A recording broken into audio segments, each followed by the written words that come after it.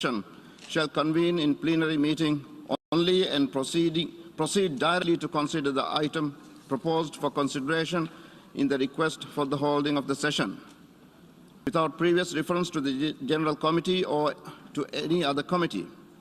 The President and Vice Presidents for such emergency special sessions shall be, respectively, the chairman of those delegations from which were elected the President and Vice Presidents of the previous session. I shall repeat the first part of that rule. Notwithstanding the provisions of any other rule, and unless the General Assembly decides otherwise. If there is no objection, I shall take that the General Assembly will proceed accordingly. It is so decided.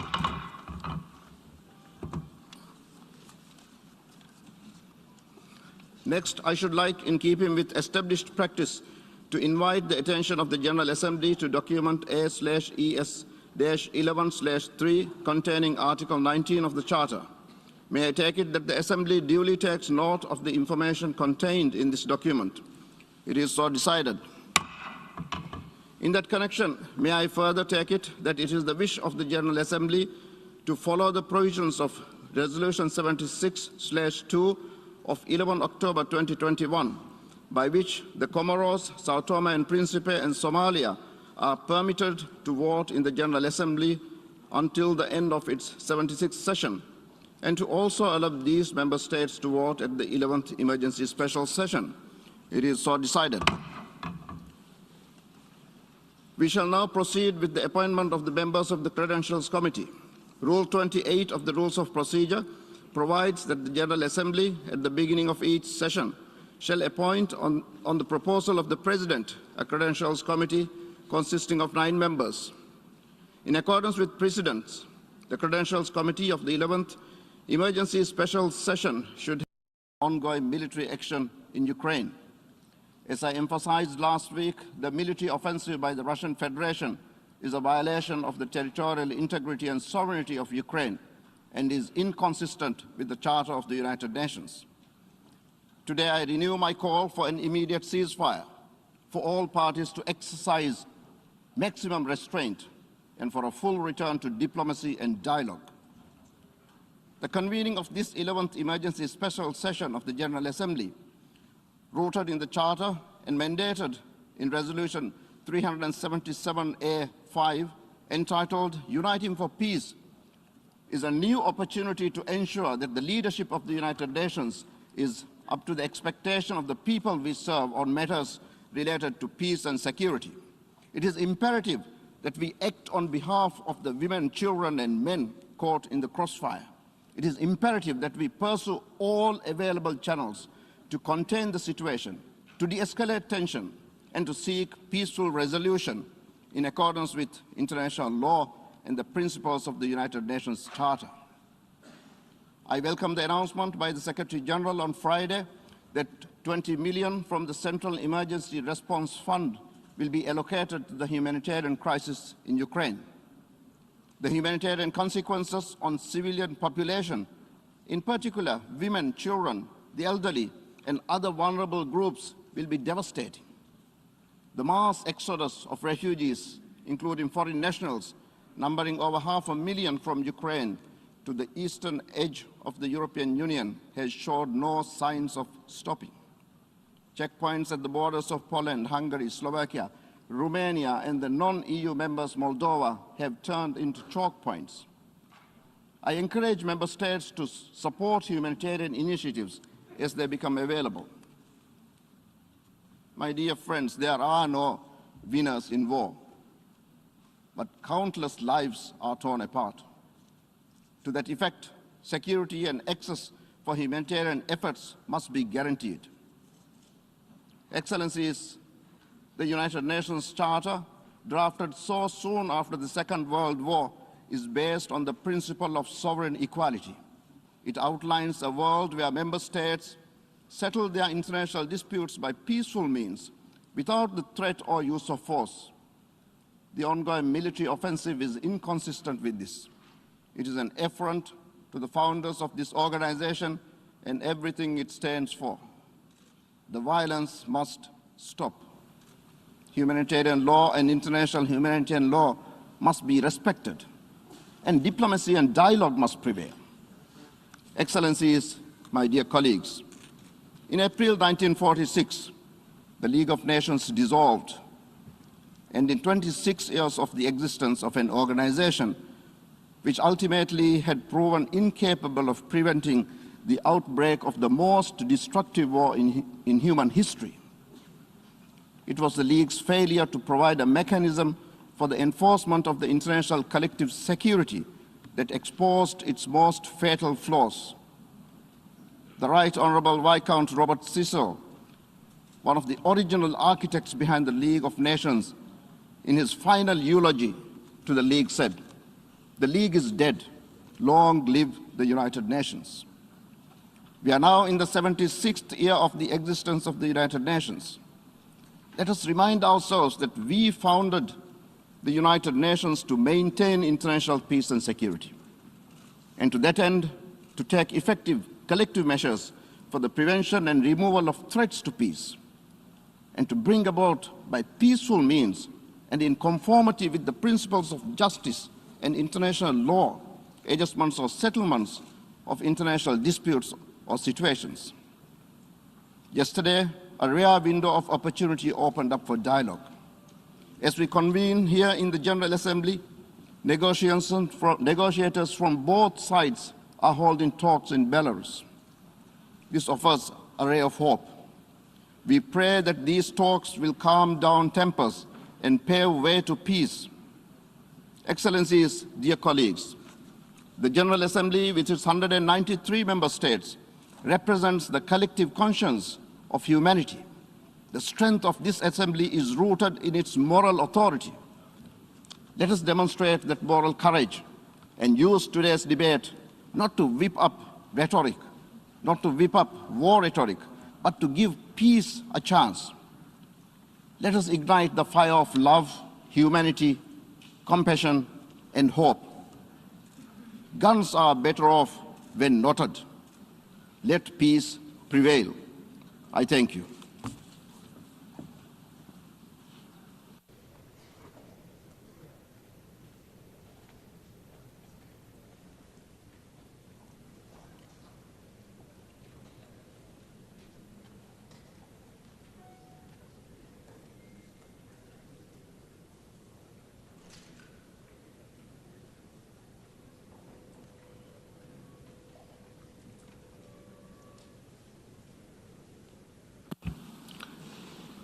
I now give the floor to the Secretary General of the United Nations, His Excellency Antonio Guterres.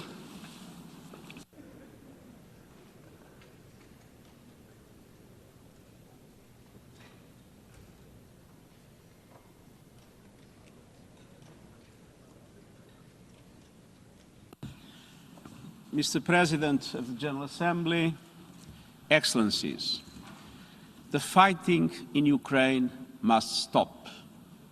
It's raging across the country from air, land, and sea. It must stop now. Russian missile and air bombardments have been pounding Ukrainian cities day and night. The capital, Kyiv, is encircled from all sides. In the face of the continuing attacks, Kyiv's 3 million residents are being forced to seek safety in their homes, improvised bomb shelters, and the city's subways. The Ukrainian government has distributed a meaningful number of arms to the population with the stated objective to participate in the defense of the country. According to UNHCR, 500,000 Ukrainians have fled across the country's borders. Although Russian strikes are reportedly largely targeting Ukrainian military facilities, we have credible accounts of residential buildings, critical civilian infrastructure, and other non-military targets sustaining heavy damage. This escalating violence, which is resulting in civilian deaths, including children, is totally unacceptable. Enough is enough. Soldiers need to move back to their barracks, and leaders need to move to peace. Civilians must be protected. International humanitarian and human rights law must be upheld. The sovereignty, independence, and territorial integrity of Ukraine within its internationally recognized borders must be respected in line with General Assembly resolutions.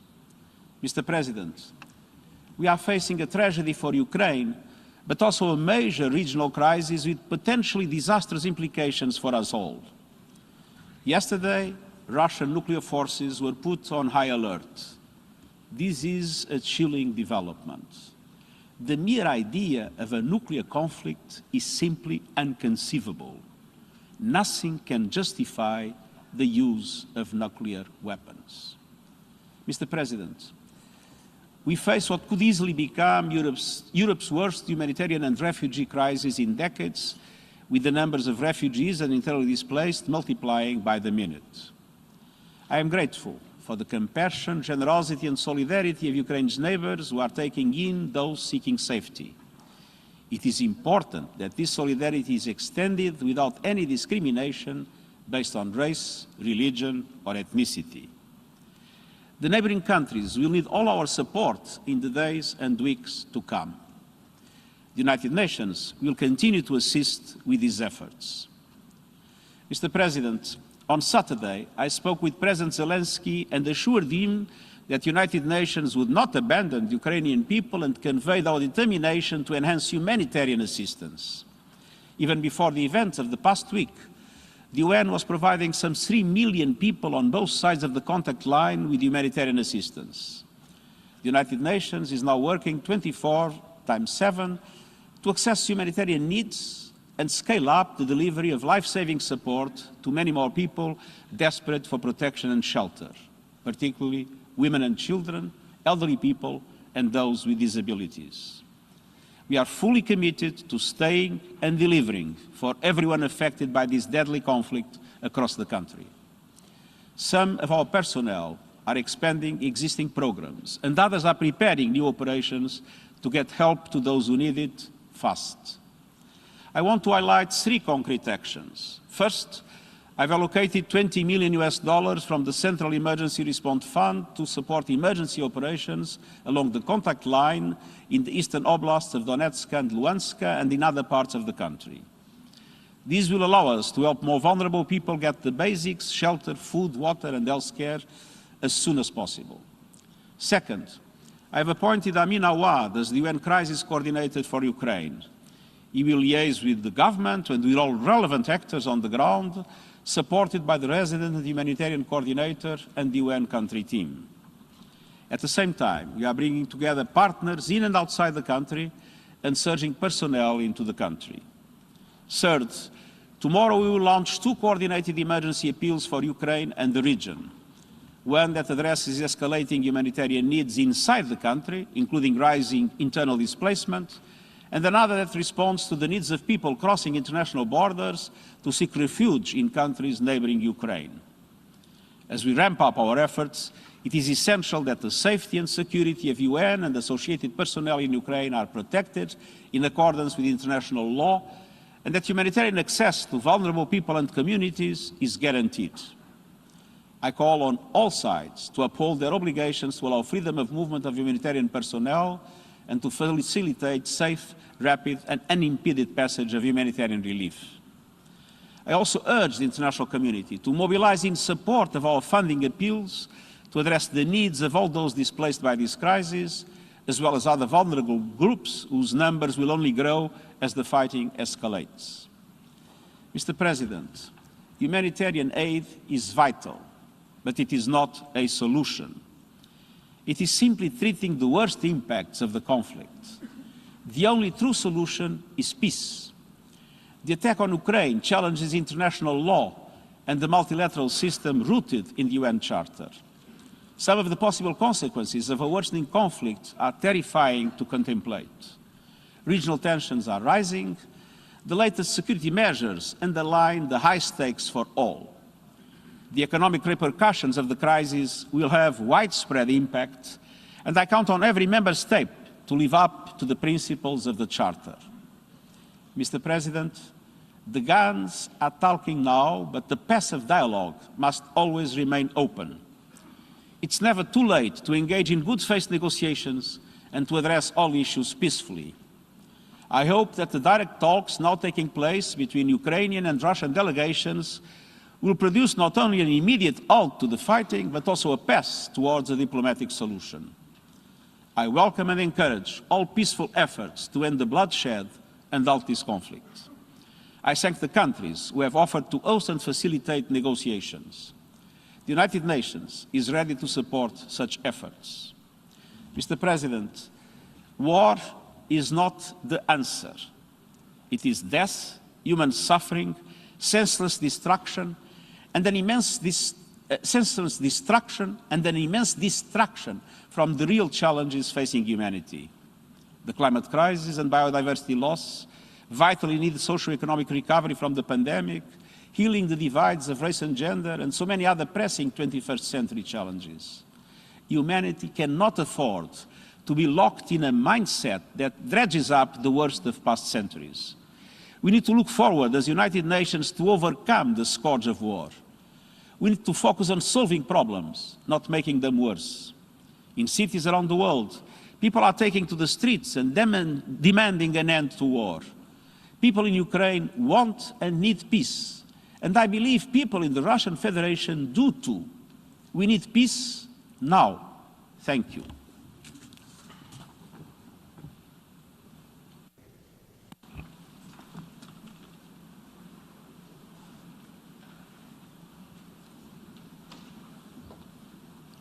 I thank the Secretary General for his statement.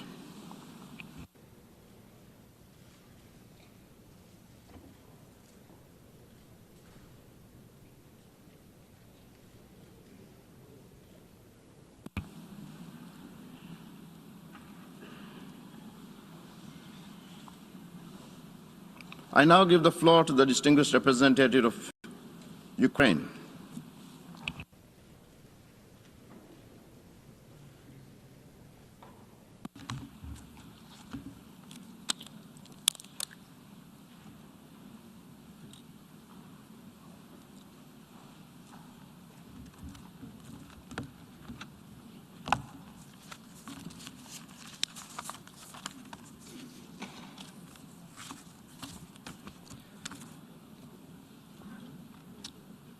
Mr. President,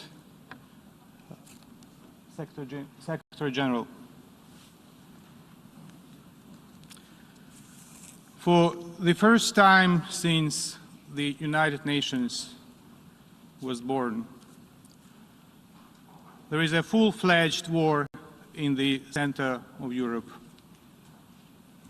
Everyone in this hall and everyone in the world knows that Russia, and Russia alone, started this invasion now facilitated by Belarus. This war was not provoked. It was chosen by someone who is right now sitting in the bunker. We know what happened with the person who sat in the bunker in Berlin in May 1945.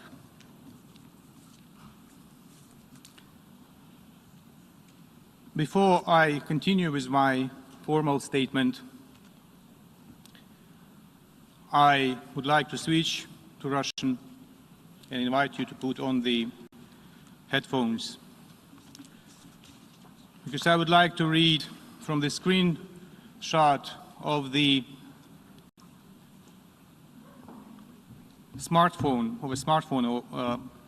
of a killed Russian soldier. That's an actual screenshot from someone who is dead already. Alyosha, how are you doing? Why has it been so long since you responded? Are you really in training exercises? Asks the mother of the killed soldier, moments before he was killed.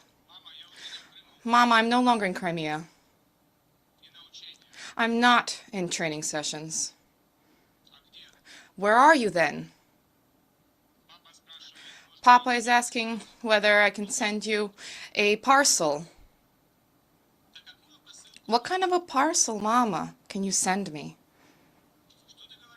What are you talking about? What happened? Mama, I'm in Ukraine. There is a real war raging here. I'm afraid. We are bombing all of the cities together, even targeting civilians. We were told that they would welcome us, and they are falling under our armored vehicles, throwing themselves under the wheels and not allowing us to pass. They call us fascists. Mama, this is so hard. And this was several moments before he was killed. Imagine, if you want to just visualize the magnitude of the tragedy, you have to imagine next to you, next to every nameplate of every single country in this General Assembly, more than 30 souls of killed Russian soldiers already. Next to every name of every single country in this assembly. 30 plus killed Russian soldiers. Hundreds of killed Ukrainians. Dozens of killed children. And it goes on and on and on.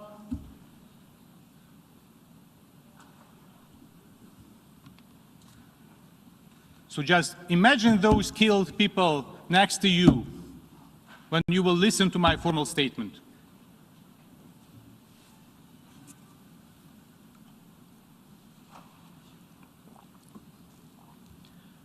Big militarized powers seeking for geopolitical greatness has launched a full-fledged military offensive against a smaller neighbor aimed at invading the country.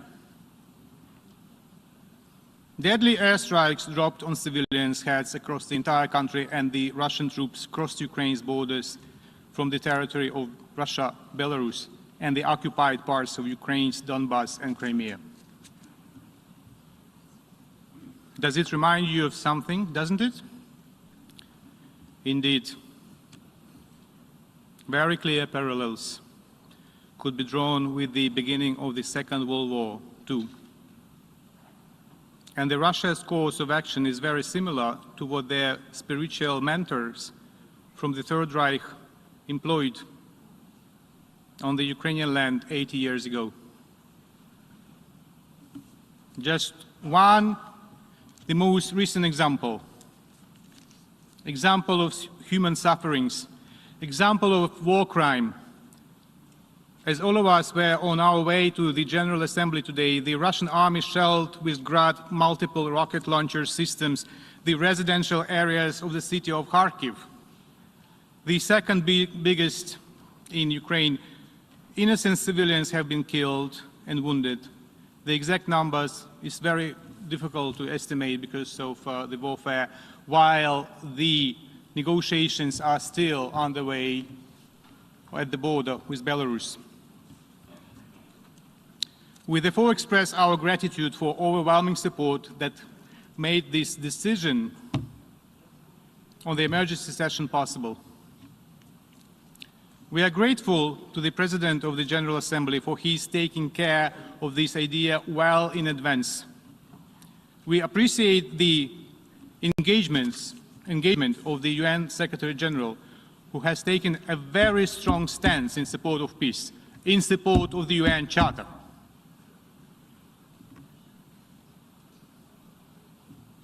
We have been prompted to call for an emergency special session as the level of the threat to the global security has been equated to that of the Second World War,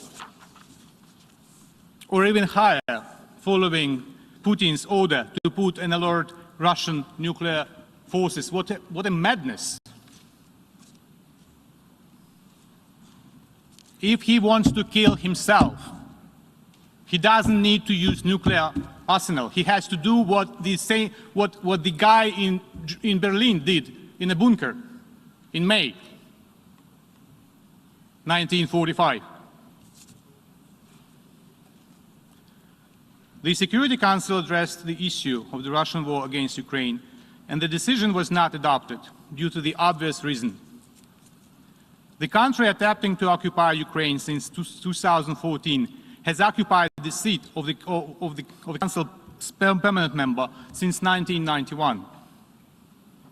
Therefore, we do not accept the Russian logic that the Security Council was unable to act due to one-sided and unbalanced approach. The only guilty party is the Russian Federation.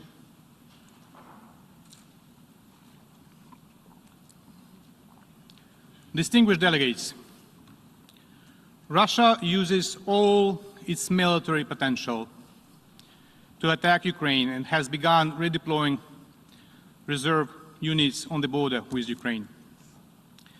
It fires cruise and ballistic missiles at cities, attacks with aviation, tanks and artillery, sends out subversion and reconnaissance groups which mark residential buildings in preparation for the air attacks. Russia's missiles are now aimed at destroying the infrastructure objects. They targeted the radioactive waste disposal site near Kyiv, the fuel base in the town of Vasilkiv, that is effectively a Kyiv's suburb. The objects of logistic infrastructure, including bridges, airports, and water reservoirs, remain among the targets. Such towns as Chester and Stanitsa Luganska near Lugansk are now nearly destroyed, as well as residential buildings in and around Kyiv and Kharkiv. The Russian forces seized the Chernobyl nuclear power station and the part of southern Kherson region, including the North Crimean Canal. Due to the active moving of Russian heavy militaries through the Chernobyl exclusion zone, the radiation level has increased rapidly. In the Black Sea, Russian warships deliberately attacked two civil vessels under the flags of Panama and Moldova, approaching Ukraine. This constitutes a flagrant violation of the international law of the sea. Incredibly, one of the vessels had the Russian crew. Still, it was attacked by the Russians. Russians keep attacking kindergartens and orphanages, thus committing war crimes and violating the Rome Statute. Hospitals and mobile medical aid brigades are also targeted by the Russian shelling and the sabotage groups working in Ukraine's cities and towns. The Russian military fired on ambulance crews in the areas of Zaporizhia and Kyiv. In Akhtirka district of Sumy region, Russian tanks shot down a bus with civilians. Later, the Russian military did not allow ambulances on the spot. As of today, 352 people, including 16 children, were killed on the Ukrainian side, and 2,040 Ukrainians, including 45 children, wounded during the first 5 days of the Russian invasion. And this number is growing non-stop. I have already told about the morning shellings in Kharkiv, and we cannot really estimate at this moment how many were killed. In response, Ukraine has activated its right for self-defense according to the Article 51 of the UN Charter. The Russian troops are suffering losses: aircrafts, helicopters, tanks, trucks, personnel. The aggressor forces have already lost more than 5,000 in manpower during the first days of aggression. Excellencies, the General Assembly should be vocal in demanding from the Russian Federation to stop its offensive against Ukraine. In recognizing Russian actions as an act of aggression against a sovereign and independent state, in demanding from Russia to immediately, completely, and unconditionally withdraw its forces from the territory of Ukraine within its internationally recognized borders, in demanding from the Russian Federation to reverse the decision related to the status of certain areas of Donetsk and Lugansk regions of Ukraine, in demanding full compliance with the provisions of international humanitarian law. The General Assembly should also be clear with regard to the treacherous role of Belarus and its involvement in aggression of the Russian Federation against Ukraine. Distinguished members of the General Assembly, what is happening now in Ukraine has already had the security and humanitarian implications for all of you. Immediately for Europe, a bit later for the rest, including in terms of food security, energy security, financial markets, collapse of the economies. Last September, my president said, while delivering his statement at the high-level segment of the 76th session of the General Assembly, and I quote, "I understand that criticism of the UN is often heard, but we criticize ourselves." End of quote. If we fail to respond now, we will face much more than criticism. We will face oblivion. It must not happen. Now it is time to act, time to help Ukraine, that is paying now the ultimate price for freedom and security of itself and of the world. If Ukraine does not survive, international peace will not survive. If Ukraine does not survive, the United Nations will not survive. Have no illusions.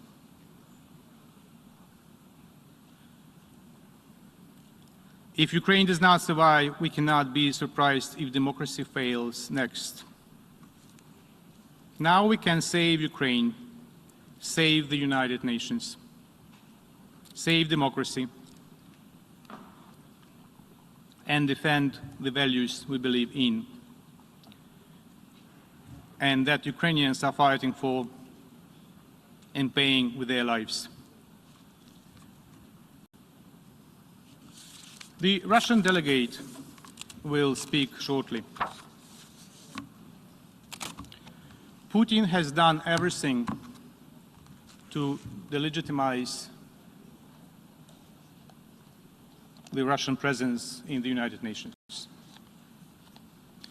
But I wonder if the Russian presence in the United Nations has ever been legitimate.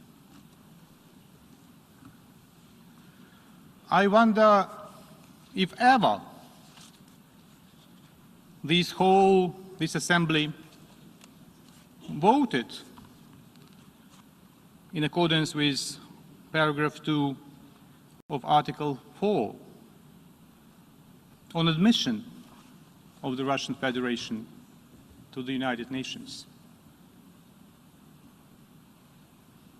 either in December 1991 or in January 1992, or wherever thereafter.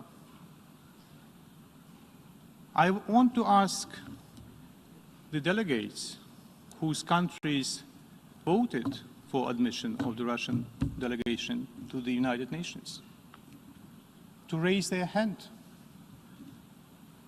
to confirm that Russia was admitted to the United Nations according to the Charter. Please, gentlemen, ladies and gentlemen, please raise your hand if your country voted in the formal session of the General Assembly in reply to the letter by President Yeltsin dated December 24, 1991, when he told the United Nations that Russia would like to be a continuator state of the demised Soviet Union. Anyone? Shall I put my glasses if my vision fails me and I don't see any hand raised? Any country? Anyone voted for Russian membership? I leave you with that and think about it when you listen to the Russian delegate.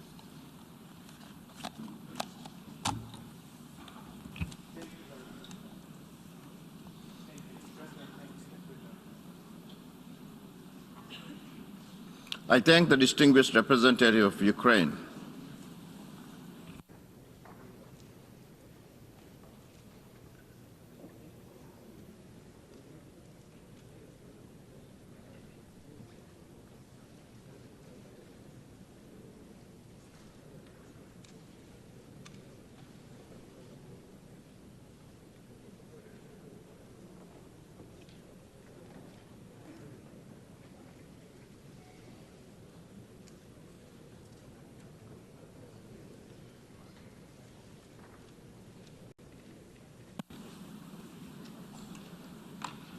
I now give the floor to the distinguished representative of the Russian Federation.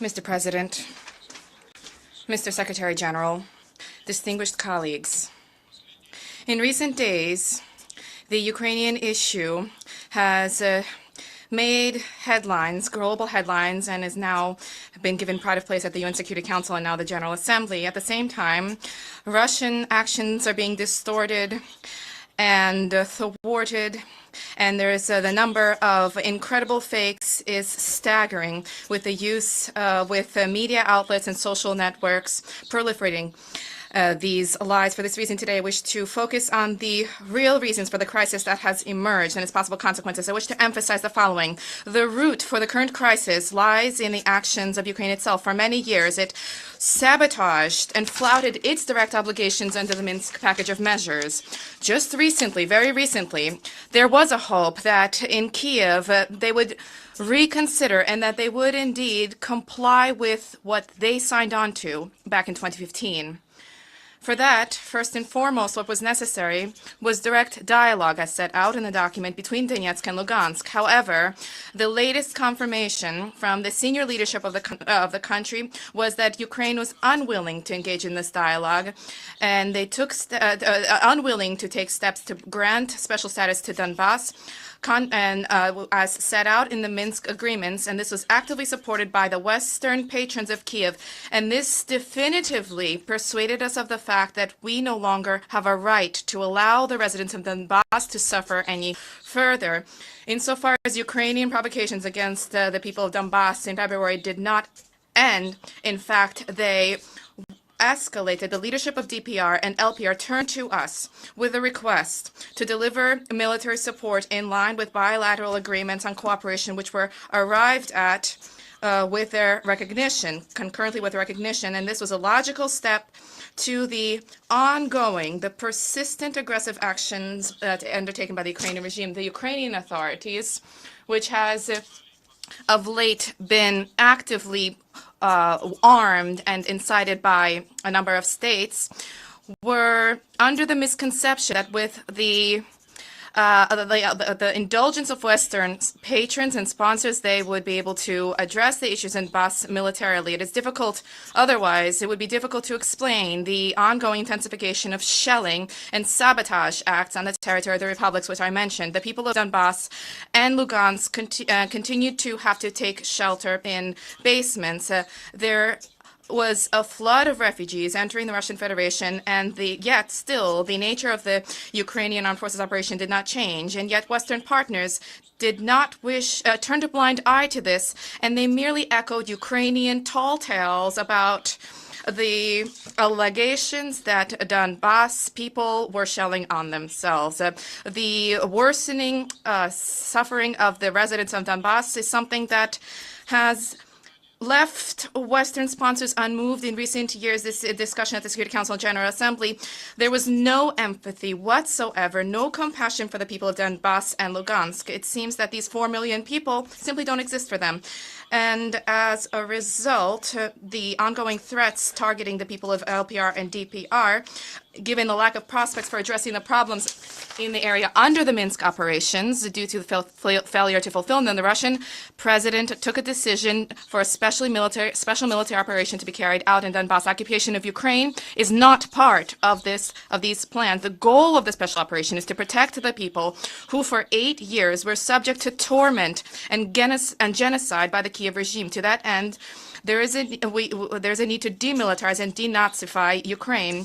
We further will strive to hold accountable those who carried out countless brutal crimes against the people, the residents, including residents of the Russian Federation. This decision was taken in line with Article 51 of the United Nations Charter with the sanction of the Federation Council of the Russian Federation. In pursuant of the Agreement on Friendship and Cooperation with DPR and LPR, I wish to recall further that the principle of sovereignty and territorial integrity of states is something which we are being accused of breaching vis-à-vis Ukraine. The Declaration on Principles of International Law on Friendly Relations Between Peoples was adopted in 1970, and it needs to be unstintingly complied with respect to states, I quote, conducting themselves in compliance with the principle of equal rights and self-determination of peoples as described above, and thus possessed of a government representing the whole people, belonging to the territory without distinction as to race, creed, or color. End of quote. Today's government of Ukraine is no such government.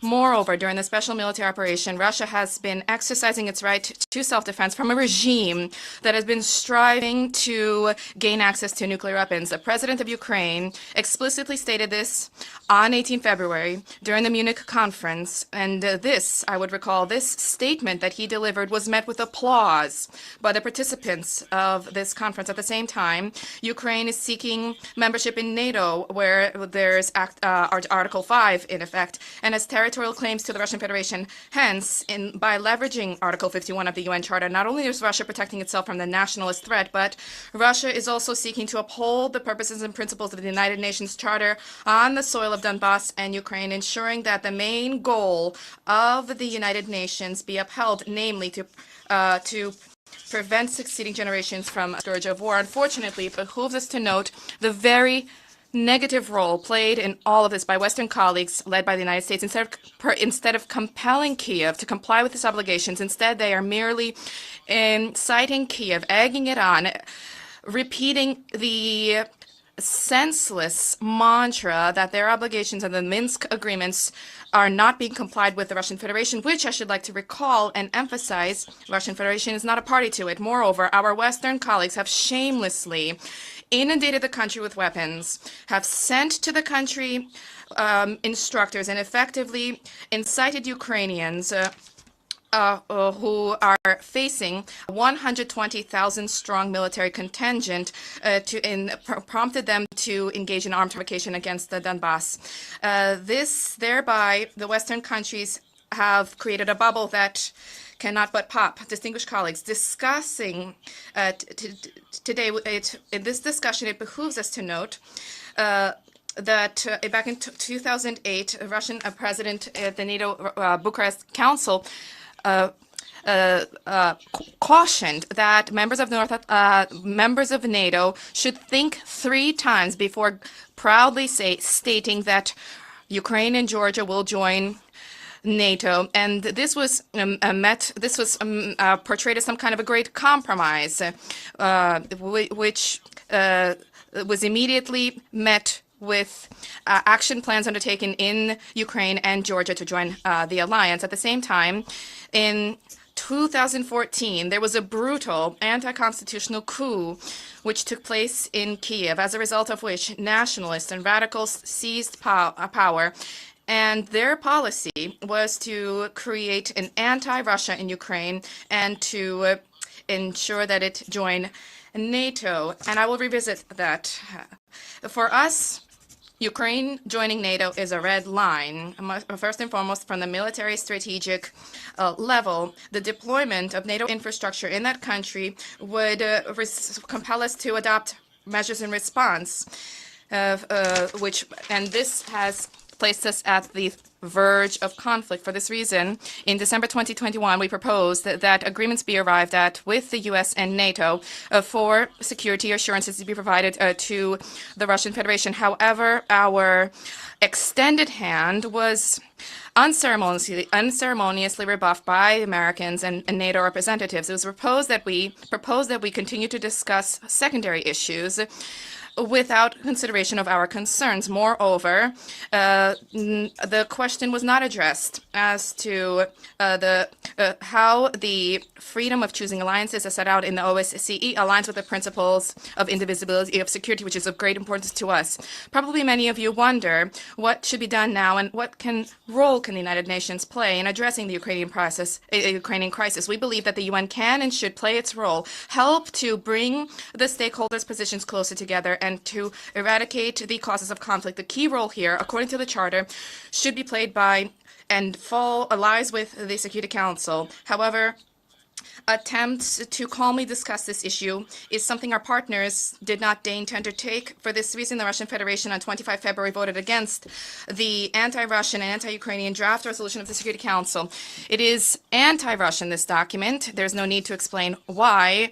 It suffices to have a cursory glance at the document. Why is it anti-Ukrainian, the document? Because this document, beyond any doubt, is inconsistent with the root interests of the Ukrainian people insofar as it is an attempt to salvage and to cement in Ukraine those authorities who brought the country to the brink of tragedy. And this tragedy has been ongoing for 8 years now. The main reason for our negative vote was not what was in the draft, but what was not included in the draft. If the sponsors were to attempt to make it even remotely balanced, then they would not have left out issues that need to be addressed in the context of the Ukrainian issue. Specifically, what was unaddressed was the way that the anti-constitutional coup in Ukraine, in Kiev, in February 2014, resulted in the Maidan junta seizing power and using it against the residents, shelling civilian areas with artillery pieces and multiple rocket launchers, and raining bombs on the people of Donbass and Lugansk. What was unaddressed was how the Ukrainian authorities, with the tolerance and indulgence of Western sponsors, consistently and cynically shirk their obligations to implement the Minsk agreement. At the same time, at the line of contact, Ukrainian death squads, first and foremost comprised of neo-Nazi and radical elements, methodically, day after day, shelled the residential areas of DPR and LPR, killing women, children, the elderly. This is ongoing today. How can we fail to mention the fact that the Ukrainian nationalists have been perpetrating crimes for all these 8 years? The protesters against Maidan and Odessa were burned alive. The peaceful protesters and the Maidan were shot out, killed by snipers. The investigation into these tragedies by the Maidan regime was deliberately swept under the rug. At the same time, the perpetrators in the Odessa tragedy are well known. They are wanting their presence, and an alternative investigation into the reasons, into the acknowledgement by these snipers unambiguously emphasizes that the slaughter on Independence Square was a provocation by the leaders of Maidan. We specifically last year held an informal Security Council Aria Formella meeting on this issue in order to provide colleagues at the Security Council with more information about this. However, in response, at best, we heard from Western sponsors merely hackneyed cliches about Russian propaganda. What kind of a text resolution on Ukraine can there be in the above-mentioned circumstances?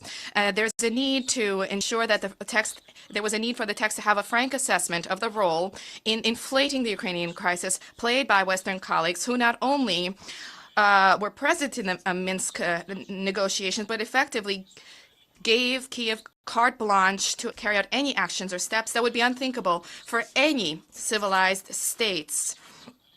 With tales being spun about the triumph of democracy in Ukraine, the Maidan authorities and nationalists engaged in, with impunity, murdering political opponents, persecuting opposition, shuttering opposition television outlets, where there could be some relatively objective information provided. 6 of those television channels were shuttered under Zelensky alone. And how could we fail to mention the fact that the country was flooded with weapons, which were then turned on peaceful civilians in Donbass. The responsibility for what is taking place right now lies at the feet of the current Ukrainian leadership as well as our Western colleagues.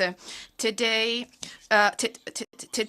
we wish to emphasize that this has been inflated by the lies, deceit, misinformation from the Ukrainian armed forces, and the nationalist Western media outlets increasingly, shamelessly are portraying our military operation as a result, as a negative consequence. We constantly hear lies, fakes about indiscriminate shelling of Ukrainian cities, hospitals, schools, kindergartens. The Russian army does not pose a threat to the civilians of Ukraine. Is not shelling civilian areas in areas and cities where Russian armed forces have taken control. And these areas are seeing citizens living their lives normally. Basic infrastructure, transportation, local infrastructure, and law and order is being upheld. And this includes the electrical station, the power plant, which is jointly patrolled by Russian representatives and the special Ukrainian police who are present in the area. The Chernobyl plant is also operating normally. The threat to the residents of Ukraine presently is posed by Ukrainian nationalists who have effectively taken hostage the residents of Ukraine, and they're using them. They're hiding themselves behind them and using them as human shields. There's an abundant evidence from ordinary Ukrainians that nationalists, despite their protests, have been deploying heavy equipment and multiple rocket launchers in residential areas. This is an egregious violation of international humanitarian law, which needs to be duly condemned. Effectively, this is the same tactic that is being used by ISIL terrorists. All of the responsibility for the possible repercussions lies at the feet of the Maidan regime. The residents of Ukraine are also threatened by the unfettered, uncontrolled radical elements giving to all of those who wish, including criminals who have specifically been released from prison. They are now receiving weapons, and the looters and marauders and criminals are now using them to target civilians. There is sufficient and abundant evidence of this from residents of Kiev and other cities. This demonstrates the recklessness of Ukraine authorities vis-a-vis their women. Just now, we received a letter from the Ukrainian human rights civic organization, the Social Policy and Social Protection Institute, under the name of Irina Berezhna. For 8 years, this body has been informing international structures about how the neo-Nazism was born and proliferated in Ukraine, and how it has been and continues to be held at the state level. I briefly quote today. The apogee of the recklessness and lawlessness of neo-Nazis in Ukraine was that condemned criminals have been released from prison. They have carried out grave crimes, murders, etc. Only in Kiev, those who are willing receive 25,000 machine guns without any documentation. Killings, looting, crime is ongoing. Those so-called territorial defenders of Ukraine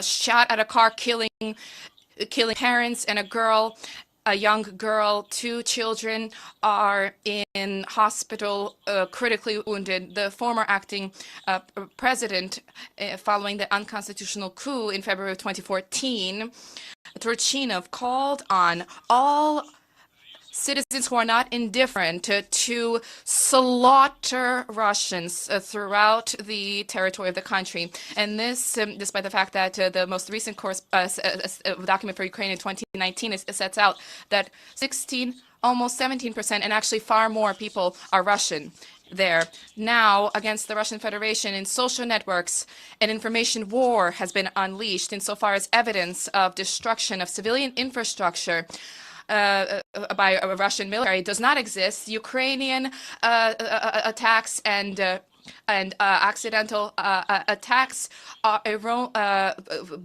out the fact that Ukrainian nationalists are carrying out this violence. Social networks have training manuals about how to create fakes to taint our military operation. Throughout Ukrainian social networks, there are 1.2 million such pieces of fake news, and the correspondence that was read out by the Ukrainian ambassador, that conversation that was read out is also a part of these facts, and these fakes, and this is well known. We also did not support the draft resolution for this issue to move from the Security Council and be addressed by the General Assembly special session today. We were guided by the fact that this measure proposes that we register that the Security Council failed to comply to uphold its main responsibility for the maintenance of international peace and security, and at the same time there was not even a hint at an attempt to find a constructive solution at the Security Council. Attempts to circumvent the position of the Russian Federation, to disregard the position of the Russian Federation, runs counter to the very bedrock of the United Nations. There's a need to find common ground, regardless of our Western partners' attempts to avoid this, including when they disregarded our legitimate concerns in connection with NATO policy and Western countries' breach of the core principles of the OSCE on indivisibility of security. To conclude, Mr. President, I wish to state that the Russian Federation did not begin these hostilities. The hostilities were unleashed by Ukraine against its own residents, the residents of Donbass, and all of those who are dissenters. Russia is seeking to end this war. Thank you. I thank the distinguished representative of the Russian Federation.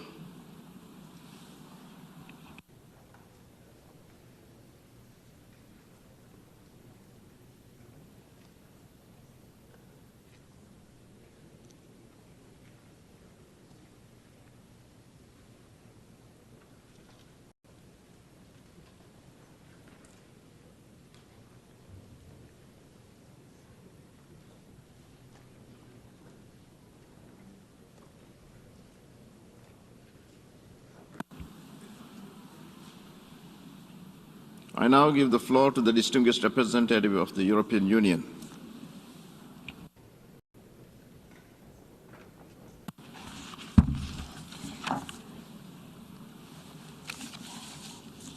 Mr. President, I have the honor to speak on behalf of the European Union and its member states. North Macedonia, Montenegro, Albania, Bosnia and Herzegovina, Iceland, Norway, Republic of Moldova, Georgia, San Marino, Andorra, Monaco and Liechtenstein align themselves with this statement. Mr. President, I want to thank you for convening us here today, and for the Secretary General to be here, and for all of you colleagues being here.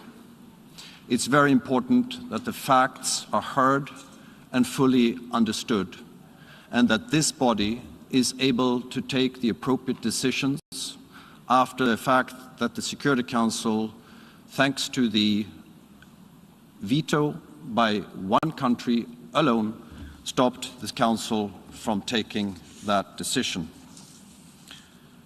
Let me start by expressing the European Union's full solidarity and support to Ukraine and its people, who are courageously fighting an unprovoked and unjustified military aggression from Russia. Since our meeting here in the General Assembly last week, the situation has dramatically escalated, despite tireless diplomatic efforts, including at the highest level. Russia has decided to turn its back to peace, to the rules-based international order as defined inter alia in the UN Charter, to diplomacy and to the international community. Russia's military attack against Ukraine has already caused an alarming number of deaths, injured, internally displaced and refugees. We condemn in the strongest possible terms the unprovoked invasion of Ukraine by armed forces of the Russian Federation in violation of Ukraine's independence, sovereignty and territorial integrity. We also condemn the involvement of Belarus in this aggression against Ukraine, and we call on both Russia and Belarus to abide by their international obligations. We're also alarmed by Russia's raising of the nuclear alert level. We call on Russia to de-escalate and to immediately turn to the previous alert level of its nuclear arsenal and to avoid any actions that could risk the safety or security of the nuclear power plants in Ukraine, a non-nuclear weapon state under the Nuclear Non-Proliferation Treaty. Russia bears full responsibility for this aggression and the resulting destruction and loss of life. We demand from Russia to cease cease its military operations immediately and unconditionally, and to withdraw all forces and military equipment from the entire territory of Ukraine within its internationally recognized borders. We further call on Russia to engage in earnest in dialogue with a view to a political and diplomatic solution. Russia's actions grossly violate international law and are in clear breach of the UN Charter and the OSCE Helsinki Final Act, as well as Russia's specific commitments to respect Ukraine's sovereignty and territorial integrity under the Budapest Memorandum of 1994. This is arguably the biggest aggression in Europe since the end of the Second World War. It follows similar Russian aggression against its neighbors in 2008 and 2014. We underscore our firm support for the sovereignty and territorial integrity of Georgia and of the Republic of Moldova, and we are closely monitoring the situation in the region. This Assembly has a responsibility immediately and effectively to acknowledge and address Russia's actions. Failing to do so will erode trust to the rules-based global order with the UN at its core and the UN Charter itself. It would send the wrong message to perpetrators of such aggression and aggravate similar risks to other UN member states in the region and beyond. We stand firmly by Ukraine and its people. We deplore the loss of life and human suffering. This is a dire humanitarian catastrophe, and humanitarian needs are rapidly increasing. With the toll of IDPs and refugees rising, humanitarian support is a priority in the wider package of EU support offered to Ukraine in these trying days. The EU and its member states are providing urgently needed humanitarian assistance to the Ukrainian population. Ukraine has activated the Union's civil protection mechanism and is receiving urgently needed supplies from EU member states. In addition, the Republic of Moldova, to which more than 60,000 Ukrainians have fled, has requested and received EU humanitarian support in dealing with the human catastrophe caused deliberately by the Russian Federation's invasion of Ukraine. We call on Russia and Russia-backed armed formations to respect national law, including international humanitarian law. Civilians and civilian infrastructures must be protected and humanitarian access should be secured. We call on Russia and Russia-backed armed formations to allow safe and unhindered humanitarian access and stop their disinformation campaign and cyber attacks. We strongly condemn the involvement of Belarus in this aggression against Ukraine and call on it to immediately stop action and abide by its international obligations. We recall our unwavering support for the independence, sovereignty and territorial integrity of Ukraine within its internationally recognized borders, and we call on all UN members not to recognize the two self-proclaimed separatist entities. The EU has reacted swiftly and decisively to Russia's recognition of Ukraine's self-proclaimed separatist entities and the invasion of Ukraine. By adopting restrictive measures. We intend to take such measures against Belarus. Mr. President, let us be clear on this. We firmly believe that the use of force and coercion to change borders has no place in the 21st century. Let us recall that the UN Charter prohibits both the threat and the use of force against the territorial integrity or political independence of any state or in any other manner inconsistent with the purposes of the United Nations. Tensions and conflict should be resolved through dialogue and diplomacy. The EU, together with like-minded partners, have been united in making unprecedented efforts to achieve a diplomatic solution. But Russia has not reciprocated these efforts and instead opted unilaterally for a grave and premeditated escalation. With this one-sided step, Russia is further isolating itself. We are today at a crucial and historical moment. Too many times in the past, the international community has been blind or too slow in front of unfolding tragedies. Entire generations in many places around the world, many of you representing them, have paid and are still paying the price of inaction. We cannot make the same mistake again. We have to take action. After Russia's veto in the Security Council last week, the General Assembly has the responsibility to send a strong and united message on the need for Russia to immediately and unconditionally cease its military operations, withdraw its troops, and opt for genuine dialogue. We call on Russia to avoid, in particular, any action that places the safety and security of Ukraine's nuclear and radioactive waste installations at risk. The people of Ukraine and the whole world are watching us and counting on us, and will judge us on the decisions that we will take here in this special emergency session.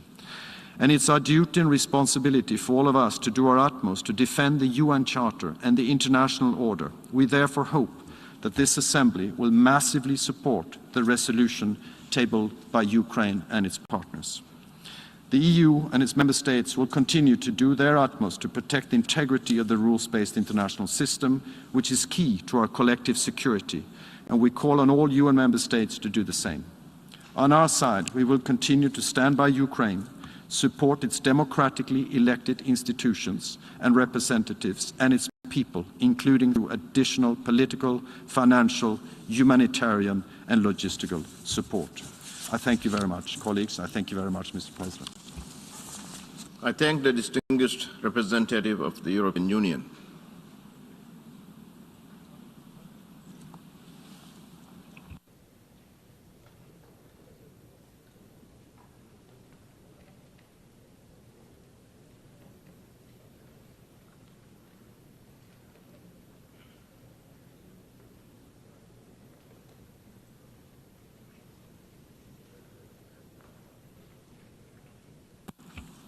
I now give the floor to the distinguished representative of Denmark on behalf of Nordic Baltic countries.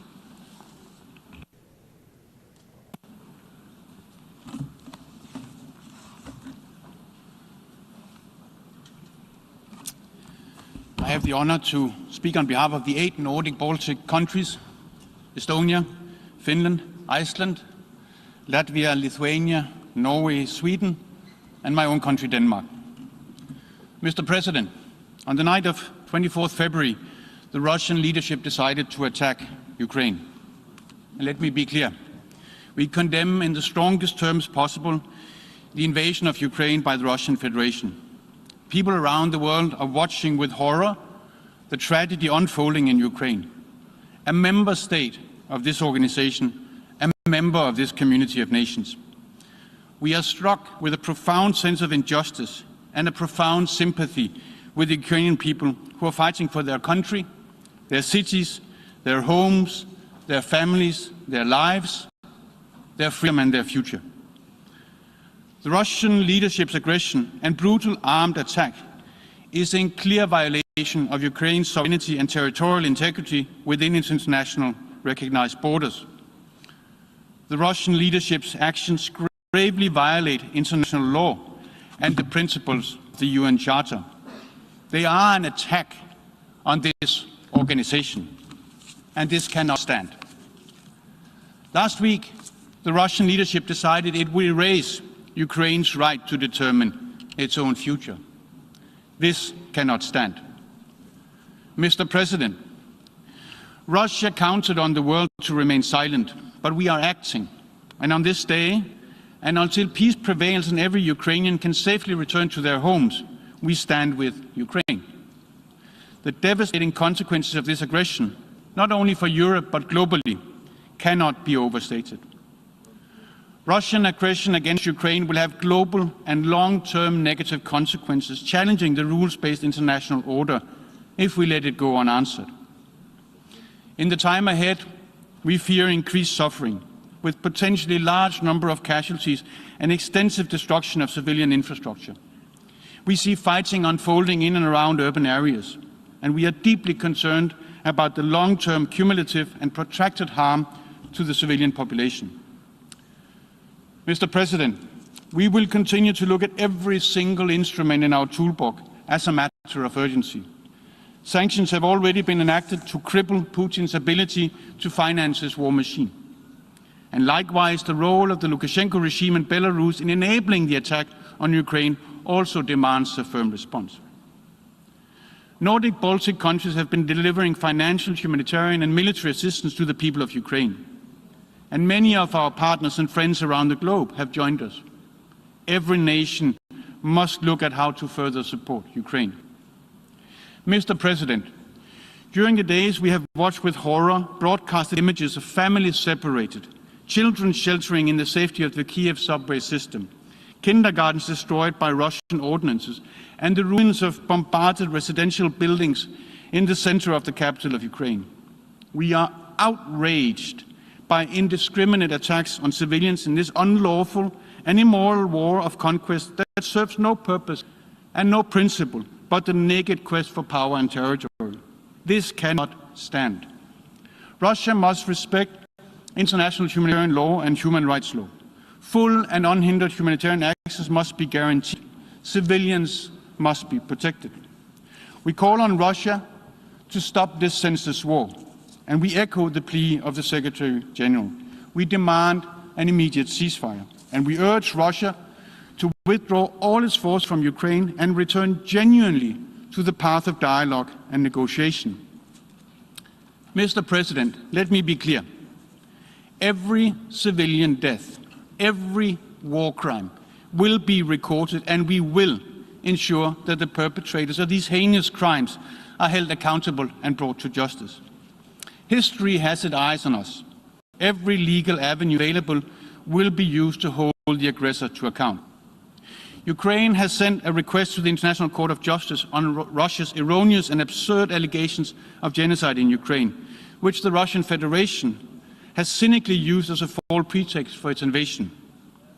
The International Criminal Court's prosecutor has also noted that he is monitoring Russia's invasion of Ukraine and has jurisdiction to prosecute war crimes and crimes against humanity. The prosecutor's office may and will exercise its jurisdiction over and investigate any act of genocide, crimes against humanity or war crime committed within the territory of Ukraine, as Ukraine has accepted the court's jurisdiction. We fully support the ICC's monitoring of the situation. Colleagues, the rules-based international order, which governs how states interact with one another, was put in place drawing from the horrible lessons of 2 world wars, promising one another that future generations would be saved from the scourge of war. The attack on Ukraine, the Russian invasion of Ukraine, is a direct assault on the principles and purposes of the UN Charter. This cannot stand. The matter is now in the hands of the General Assembly, where one veto cannot overrule the UN membership, where the power and legitimacy is manifested in numbers. Russia's shameful use of the veto on a matter it bears full responsibility for is completely unacceptable. As a permanent member of the Security Council, Russia has a special responsibility for maintaining peace and security, not to violate the very principles of the UN Charter. The latest meetings of the Council demonstrated the need for reform. It demonstrated who had the firmness and valor to defend the UN Charter. No country can grow and thrive in isolation. Russia knows the General Assembly has the power to send a firm message to Putin. And what we say today and how we vote on the resolution presented will make a difference on the ground in Ukraine and to the Ukrainian people. They will be watching us, hoping that the world will come in on the side of the UN Charter and our promise of never again. Colleagues, Russia's unlawful and brutal armed attack on Ukraine will affect and impact everyone. And if we do not join our forces to turn back this tide today, we will be even less equipped to deal with similar crises and crimes in the future, wherever, on whichever continent they occur. Over the last week, we have heard powerful statements from representatives of every continent on this planet, from Africa to Asia, from Europe to the Americas, that Russia's behavior towards a fellow member of the United Nations cannot stand. And we will hear more today. And to those who still refer to 2 parties to a conflict, we echo the words of a protester who had written on her sign, "If Russia stops fighting, there will be no more war. If Ukrainians stop fighting, there will be no more Ukraine." That is the simple reality before us. That is the simple truth. The world will hold Russia and Belarus accountable for their actions. Russia as the main aggressor, Belarus as the enabler. I thank you, Mr. President. I thank the distinguished representative of Denmark.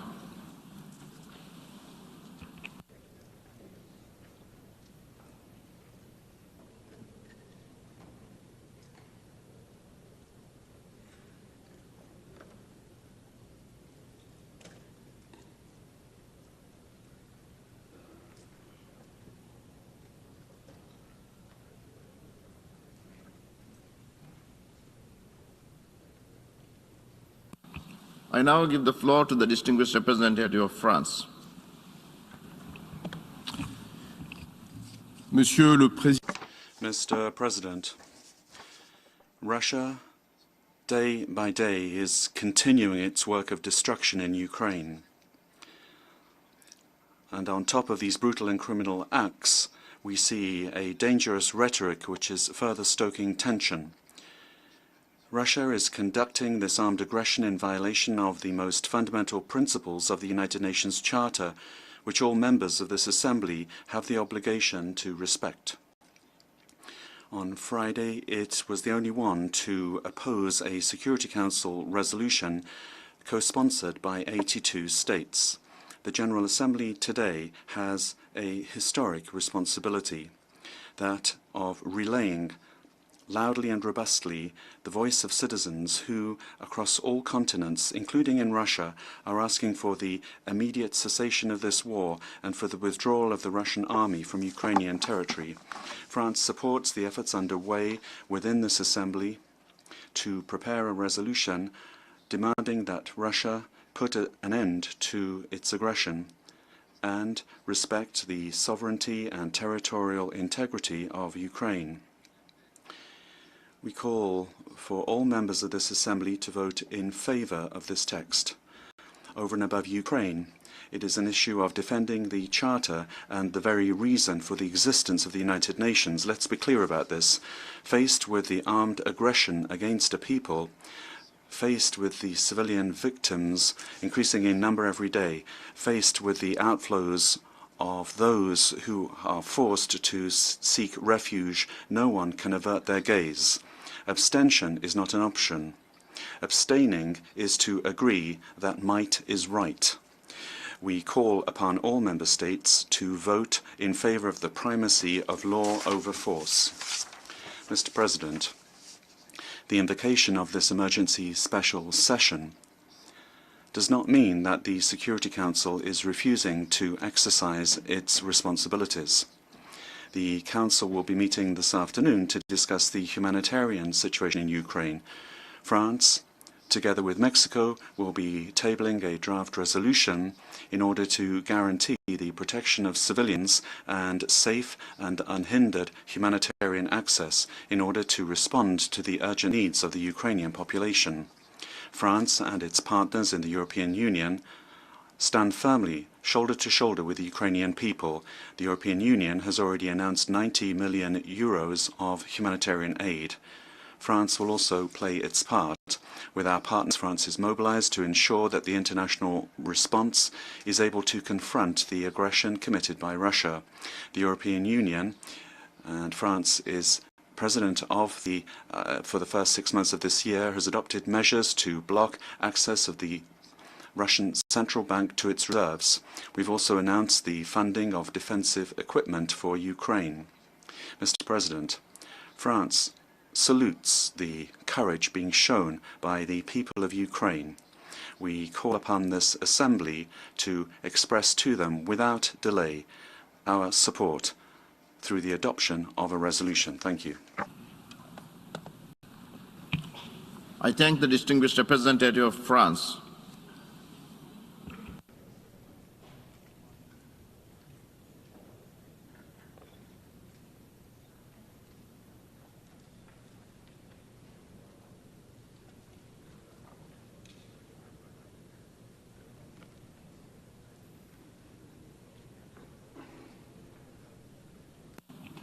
I now give the floor to the distinguished representative of the United Kingdom.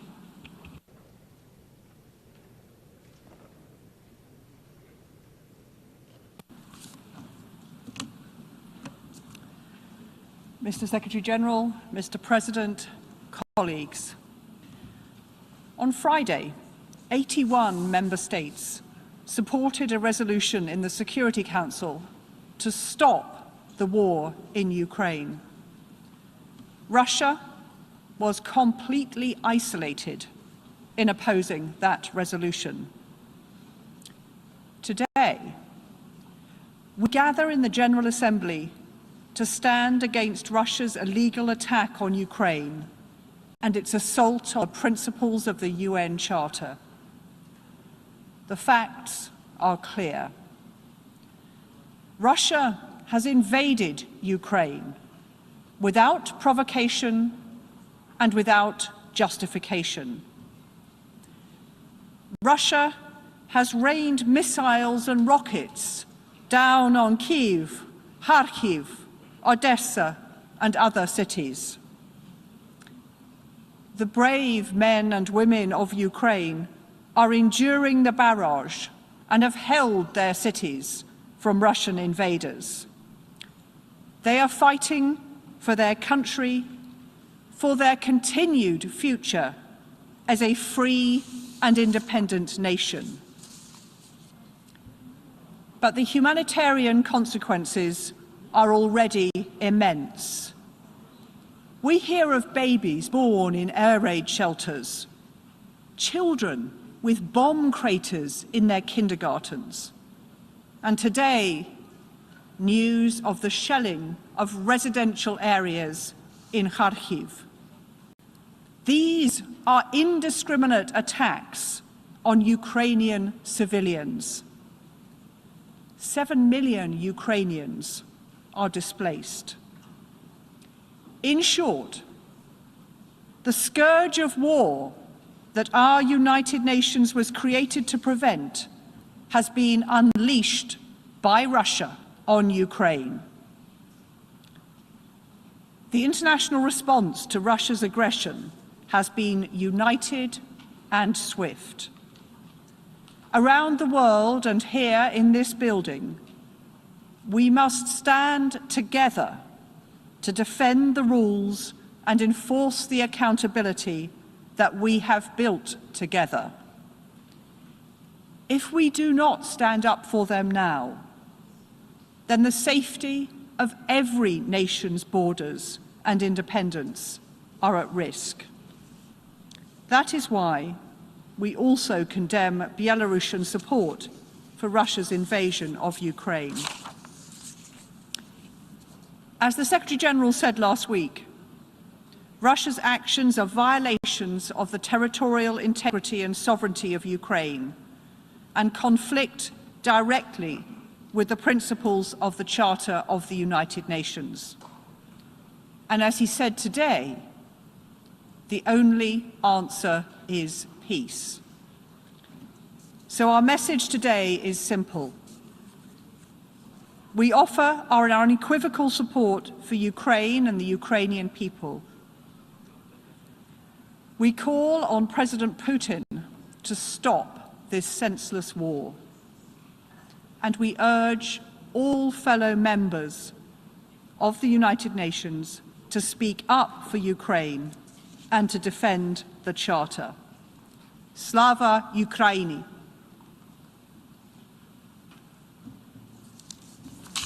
I thank the distinguished representative of the United Kingdom.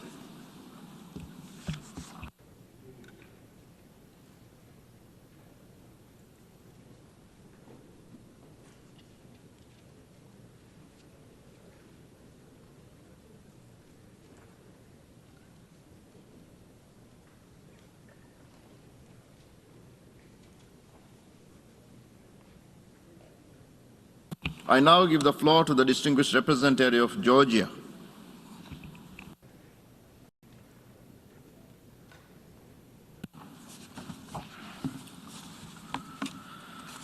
Thank you, Mr. President. My delegation aligns itself with the statement delivered by the representative of the European Union, and in my national capacity, I would like to add the following comment. Excellencies, we have gathered today in an emergency session because the Security Council once again failed us in acting as a guardian of peace and security. So now it is upon us, the General Assembly, where we all have equal rights to vote, to stand up and make it certain that the United Nations delivers on the purpose it was created for. The use of armed force by a UN member against sovereignty, territorial integrity, or political independence of another member state violates Article 2.4 of the UN Charter and constitutes an act of aggression as defined by the Resolution 3314 of this very body, adopted by consensus. What we see in Ukraine is an act of aggression on the part of Russia, and we condemn it. Last week, I spoke from this very rostrum about Russia's pattern of behavior against its neighbors. Russia's full-scale military aggression against my country should have served as a wake-up call for all. But alas, it has not been possible to prevent the similar scenario unfolding a few years later in Ukraine. Not to repeat myself, let me just say that we in Georgia do know what the toll of war is. We do know what it is this disastrous consequences. And that is people, innocent civilians, women and children who pay the highest price. It is devastating not only for those who live through it, but passes down to generations. Let me be clear. Core principles enshrined in the UN Charter, the Helsinki Final Act, the Charter of Paris for New Europe, and the commitments taken under the Budapest Memorandum are non-negotiable, nor subject to revision by any country, no matter how large or powerful it may be. Territorial acquisition through use of force, or a threat to do so, is illegal and impermissible. Georgia calls on the Russian Federation to immediately cease its military activities and withdraw all its forces and armaments from Ukraine, allow immediate access to all international humanitarian and human rights mechanisms wherever is needed on the entire territory of Ukraine, reverse the decisions related to the status of integral parts of Ukraine's Donetsk and Luhansk regions and Crimea, and to do so the same with regard to Georgia. Withdraw forces, allow humanitarian access, reverse the status-related decision with regard to the occupied territories. Georgia was among the co-sponsors of the draft Security Council resolution that got vetoed. And we are the co-sponsors of the draft General Assembly resolution that is soon to be considered. This resolution, although it concerns Ukraine, is a watershed moment for all of us. And I would dare say for the future of the rules-based order and our United Nations. So I call on you to vote in favor of the proposed draft, to vote to save the succeeding generations from the scourge of war, to vote for the United Nations. And in conclusion, we welcome the Secretary General's decision to scale up the United Nations humanitarian operations in and around Ukraine. And let me once again reiterate Georgia's unwavering support of independence, sovereignty, and territorial integrity of Ukraine within its internationally recognized borders, including Crimea and Donbas, and Ukraine's navigational rights in its territorial waters. I thank you. I thank the distinguished representative of Georgia.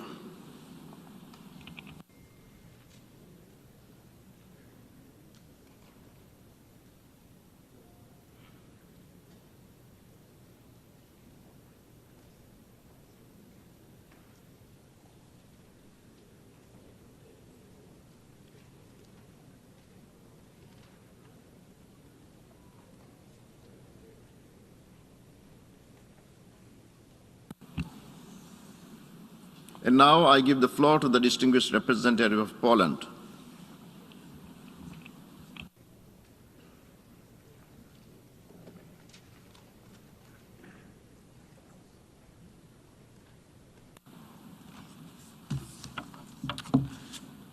Mr. President, Mr. Secretary General, distinguished delegates, Poland fully supports the resolution just tabled by Ukraine and calls on each member state to stand firmly behind it.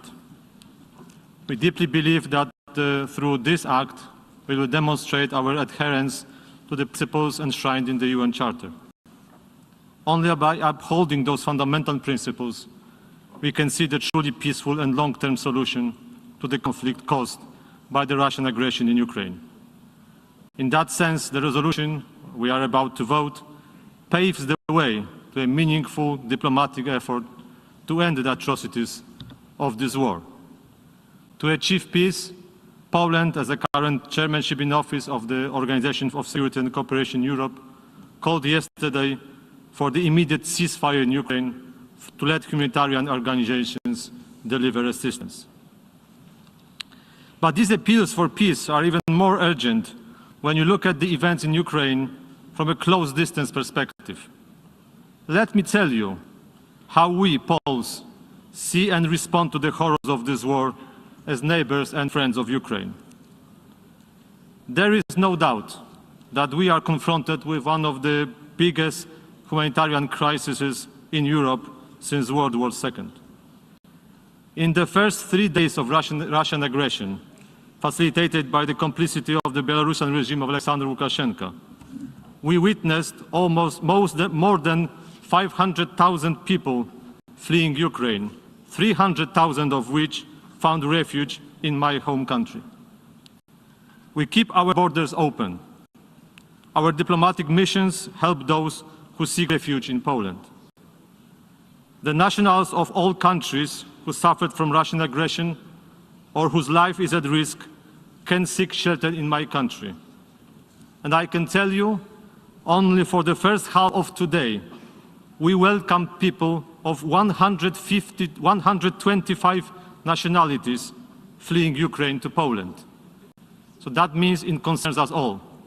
The list of these nationalities are too long to read to you, so I just read the first, those with more than 100 nationals fleeing to Poland only today in the morning. Ukraine, Uzbekistan, Nigeria, India, Morocco, Kazakhstan, Pakistan, Afghanistan, Poland, Belarus, Iran, Turkey, Algeria, and Russia. This refuge applies also to the students, which I understand is a serious concern of some colleagues here in the chamber. The students are also welcome to Poland, and they are offered to continue their studies in Poland. We know that some of the missions here in New York were targeted by the disinformation suggesting discriminatory practices at the Polish-Ukrainian border based on race and religion. I can tell you it's a complete lie and a terrible insult to us. Besides giving refuge, Poland delivers to those who suffer a very practical and tangible help. My government organized special trains for the elderly and mothers with small babies, as well as convoys with supplies and medical aid. There are 7,000 beds in 20 hospitals ready for those wounded and sick, and I want to announce that the first Ukrainian refugee babies were born in Poland in the last 24 hours, and the first life-saving operations were carried out for the elderly in our hospitals. Poland stands ready to cooperate closely with UN OCHA, International Committee of the Red Cross, and other humanitarian organizations to ease the burden of the civilians targeted by the Russian aggression. But what I am most proud of is the outpour of spontaneous readiness to help by individuals. Polish families are opening their homes to refugees. They offer clothes, food, and accommodation. Thousands of private cars are coming from all over Poland to pick up those who cross the border. On the first 2 days, we experienced long traffic jams because of the number of cars coming from all corners of Poland. Polish people stand in lines for hours to donate blood for Ukraine. The scale of help was offered was so big that the government opened a special website, Helping Ukraine, where volunteers can register and get guidance on those in need. While diplomats in my mission are fulfilling our diplomatic duties here in New York, our family members and friends are welcoming refugees coming directly from the war zone. In this conflict, Poland may not be a geopolitical superpower, but we want to be a solidarity superpower. And this is how we want to change the grim reality for better. At the same time, I would like to pay a tribute to those Ukrainians who defend their motherland and continue to stand for their country's freedom. Those are not only soldiers, but also people like Vasilina, a 30-year-old mother of two small daughters, living in a village near the Polish-Ukrainian border. When offered a trip to Poland by my family, she answered, "I cannot leave you now. This is my country. I have to stay and take care of it." And now she is cooking food for soldiers and refugees at the border. A similar answer was given by our diplomats in Ukraine. We keep our embassies and consulates open, and they keep fulfilling their diplomatic and consular duties. Let me share, you colleagues, the message to you I received today in the morning from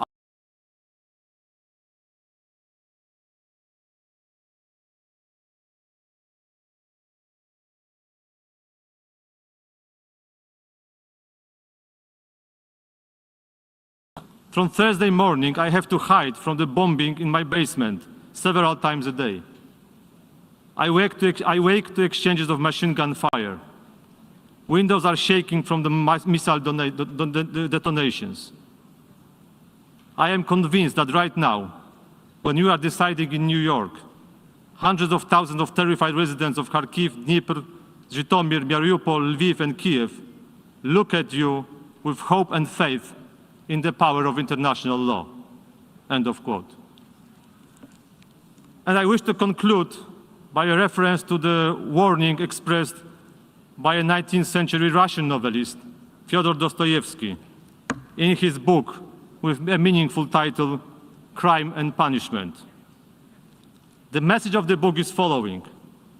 When someone, just like Raskolnikov, thinks he is exceptional and free from moral obligations, and therefore feels entitled to committing a crime of murder, in the end, he faces the punishment from the crime itself, because committing a crime is already one's biggest punishment. There is no crime without the punishment. Thank you very much. I thank the distinguished representative of Poland.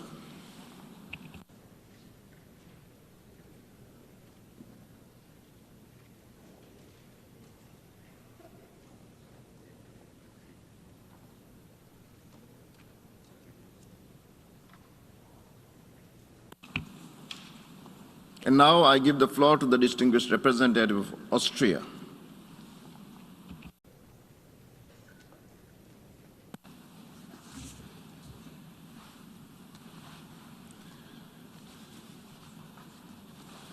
Thank you, Mr. President. And as usual, Austria aligns itself with the statement of the European Union. However, we also want to add our voice in our national capacity, because what is currently being deliberately inflicted upon Ukraine does not allow us to remain silent. Excellencies, colleagues, fellow Ukrainians, let me start by thanking you, Mr. Secretary General, for your clear words this morning and these past days.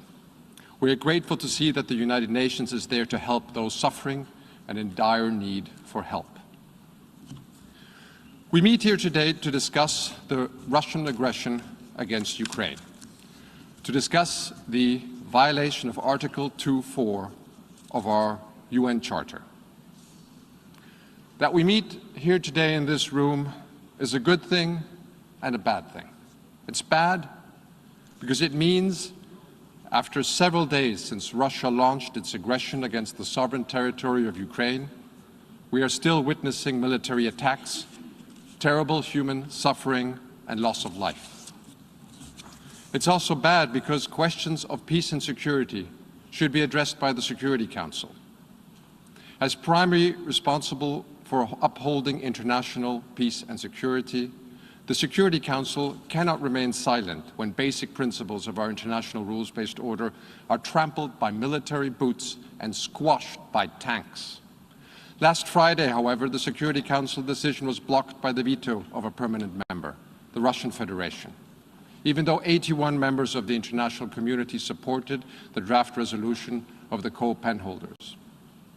Yes, the veto power is foreseen in the UN Charter, but so is the obligation to uphold UN principles. If in the 21st century the Security Council is blocked in a situation that constitutes a blatant breach of international law, we should ask ourselves if this system of veto powers is still able to regulate our international relations. Yet, colleagues, our meeting here today is also good. It's good that the General Assembly is there to step in if the Security Council cannot fulfill its mandate. And it's good that we now have the opportunity here in this General Assembly hall to raise our voices, to recall the principles of the UN Charter, our Charter, and to state clearly that we will not stay silent if the Charter is violated in the most serious way. This is our right. This is our obligation as members of the organization. Colleagues, at the end of this debate, we will vote on a resolution condemning the aggression of Russia against Ukraine and showing solidarity with the people of Ukraine. Austria will vote yes on the resolution and urges all of you to do so also. By voting yes, we show the world that the UN is able to take its responsibility to defend the rule of law, international law, and the UN Charter. By voting yes, we show that these acts and similar horrifying acts are not tolerated by the international community. And most importantly, by voting yes, we show the Ukrainian people that they are not alone. I know that for many of us, such votes can be difficult. Some say this is a regional issue, a European problem. Colleagues, an attack against one of our members, one of the members of this organization, is an attack on us all. In our interconnected world, our world is one region. Cyber weapons strike everywhere. Missiles have global reach. The world is not only regional, it has become local. Some say we must respect security concerns. Yes, colleagues, we must. Everyone has security concerns. Ukraine had them and gave up nuclear weapons and trusted that others would not harm them. But clearly, if you have security concerns, solve them with dialogue, not tanks.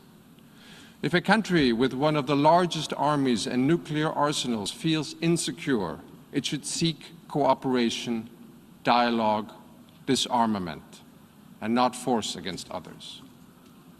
Some say, well, look at others, look at these other instances that we have had. What about past violations? Colleagues, we know this whataboutism well. Trying to justify evil with past evil. Trying to excuse yourself by pointing to the faults of others. But just because we did not stand up in the past to injustice and evil, that should not prevent us from standing up now. Yes, it's true, others have committed aggressions, crimes, and faults. Yes, the international community has sometimes shown a lack of unity to act. And yes, the international community has sometimes been too hesitant. But let us not continue to make that same mistake now. Let us start a new era when we work together and stand up united for our common principles. Let's defend the rule of law. Let's not give in to the reign of the powerful. Let us vote yes on that resolution. Mr. President, Austria is not part of any military alliance. We rely for our security on the respect and implementation of international law, of treaties, of custom, including humanitarian law. Reports about Russian attacks on civilians and civilian objects in urban areas are extremely worrying. Rockets or missiles hitting apartment buildings in Kiev cannot be accepted. These attacks constitute war crimes under international humanitarian law. We urge Russia to strictly adhere to international humanitarian law, in particular regarding the protection of civilians in urban warfare, and immediately cease these attacks and refrain from using explosive weapons in populated areas. We strongly condemn the use of cluster munitions, which is incompatible with international humanitarian law and outlawed under the Convention on Cluster Munitions. And colleagues, the threat of use of nuclear weapons, any nuclear threat of this kind is a violation of the principles of the UN Charter. The implied catastrophic humanitarian consequences do not respect borders and pose a threat to all of humanity. This is completely unacceptable. Perpetrators and those responsible ordering these crimes need to be held accountable. The International Criminal Court may exercise jurisdiction over and investigate any acts of genocide, crime against humanity, or war crimes committed within the territory of Ukraine. In this regard, we welcome the statement of ICC Prosecutor Khan, reminding us all that his office can exercise jurisdiction over and investigate any act of genocide, crime against humanity, or war crime committed within the territory of Ukraine since February 2014. Mr. President, in the last couple of days, Ukrainians have endured incredible human suffering. In order to help ease the humanitarian catastrophe, Austria contributed 2.5 million euros to the ICRC and NGOs, and additional humanitarian assistance will be decided soon. Those organizations' valuable work must be ensured by guaranteeing humanitarian access. Colleagues, in sum, Austria condemns the Russian aggression against Ukraine. Austria calls on Russia to reverse its decision to recognize the self-proclaimed Donetsk and Luhansk People's Republics, which represents a grave violation of the sovereignty and territorial integrity of Ukraine. Austria urges Russia to immediately withdraw its troops and stop any further bloodshed and return to the path of peaceful dialogue, like any member of the UN is obliged to do. Vienna is ready to host and facilitate such dialogue. We hope that today's start of bilateral discussions between delegations from Ukraine and Russia can serve as a first step towards an urgently needed ceasefire. And colleagues, we call on you to vote yes on today's resolution. I know it's not always easy. Many of us have good relations with Russia. We love the culture, admire the traditions, and have good Russian friends. But a good friend, an honest friend, will speak up and say what needs to be said to do and what needs to be done when a friend commits an illegal, an evil act. This is what this resolution is for. Imagine for one moment that you are in Ukraine's shoes. What would you expect from the UN, from this General Assembly, if you were in Ukraine's place? In this dark hour, it is our moral, our legal obligation to condemn the violations of the Charter and show solidarity with the victim of an aggression. Austria will show its full solidarity with Ukraine, the Ukraine government, Ukrainian people. We stand with you. Thank you. I thank the distinguished representative of Austria.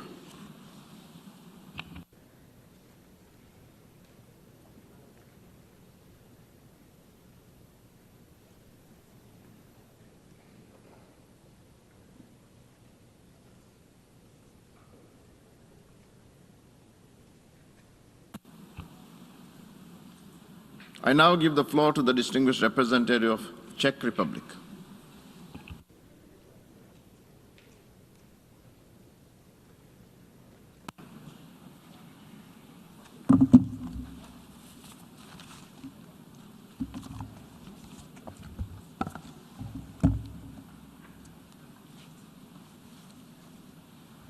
Mr. President, Mr. Secretary General, Excellencies. The Czech Republic aligns itself with the EU statement and wishes to add the following in its national capacity. Let me begin with the most important words I can say here today. We urge Russia to stop immediately its military actions and to unconditionally withdraw all its forces and military equipment from the entire territory of Ukraine. We are meeting here today at a critical moment, not just for Ukraine or Europe, but for the United Nations as a whole. A permanent member of the UN Security Council has started a war of aggression against a fellow UN member state. It is a blatant violation of international law. It is a flagrant violation of the UN Charter and its principles, which all we should uphold and abide by. This seminal document was written with the express purpose of averting the scourge of war. Russian President Putin chose to reject diplomacy and multiple offers for talks. Instead, he decided to launch a savage conquest, inflicting untold pain and suffering on the people of Ukraine. There are horrific reports coming from Ukraine. Civilians, including children, being killed in their hometowns. Families separated, hundreds of thousands of people forced to flee for their lives. Mr. President, let me make it crystal clear. Russia and its people are under no threat from Ukraine or NATO. We condemn in the strongest terms Mr. Putin's threat of using nuclear weapons. Indeed, it is a very dangerous rhetoric and only further exacerbates the overall security situation. Nothing can justify the use of nuclear weapons. Mr. President, Russia must be held accountable for its aggressive actions. Ukraine has accepted the jurisdiction of the International Criminal Court related to genocide, crimes against humanity, and war crimes. We will be looking to the ICC to prioritize investigations of crimes committed in Ukraine. Similarly, we strongly support Ukraine's filing of a case against Russia at the International Court of Justice, requesting the ICJ to order Russia to cease its unlawful attack on Ukraine and to stop Russia's false claims that acts of genocide have been perpetrated in the Luhansk and Donetsk Oblast of Ukraine. Mr. President, I would like to reiterate my country's unwavering support for the sovereignty, territorial integrity, and independence of Ukraine within its internationally recognized borders, including the illegally annexed Crimea. This is why the Czech Republic throws its full support behind the draft UN General Assembly resolution.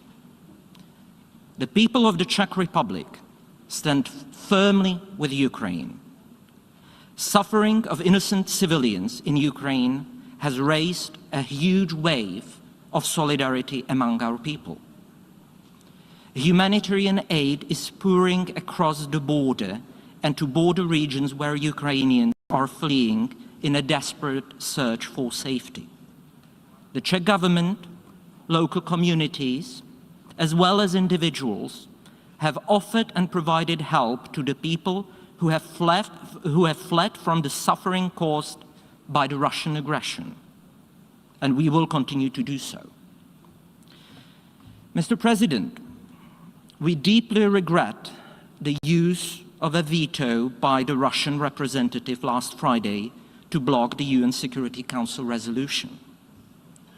This prevented the UN Security Council from fulfilling its fundamental role to maintain international peace and security. It is yet another proof of Russia's blatant disrespect for this organization. However, the large number of co-sponsors of the draft resolution clearly demonstrated the prevailing opinion of the international community. Mr. President, Russia cannot veto the reality on the ground. And let me here echo the words of the UN Secretary General speaking after last Friday's vote in the Security Council. The United Nations was born out of war to end war. Today, that objective was not achieved.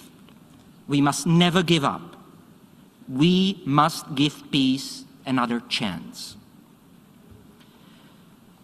Dear colleagues, we, the representatives of 193 nations gathered here at this emergency special session of the UN General Assembly, have a solemn duty to uphold the purpose and basic principles of the UN Charter and international law, as we are about to take a vote on a draft resolution which is soon to be formally introduced.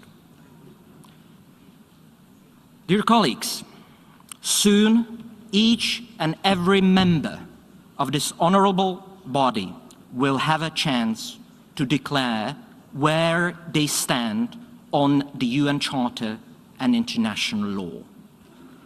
And quite frankly, on the most crucial matter of war and peace. Excellencies, colleagues, I'm making a plea to each and every one of you representing here all UN member states. Please vote for this resolution. Vote with your conscience. Vote for the end of bloodshed and human suffering. Vote for peace. Vote for the UN Charter and international law. Vote for all the good our United Nations was founded to represent. And please let us not forget, the whole world is watching. Thank you. I thank the distinguished representative of the Czech Republic.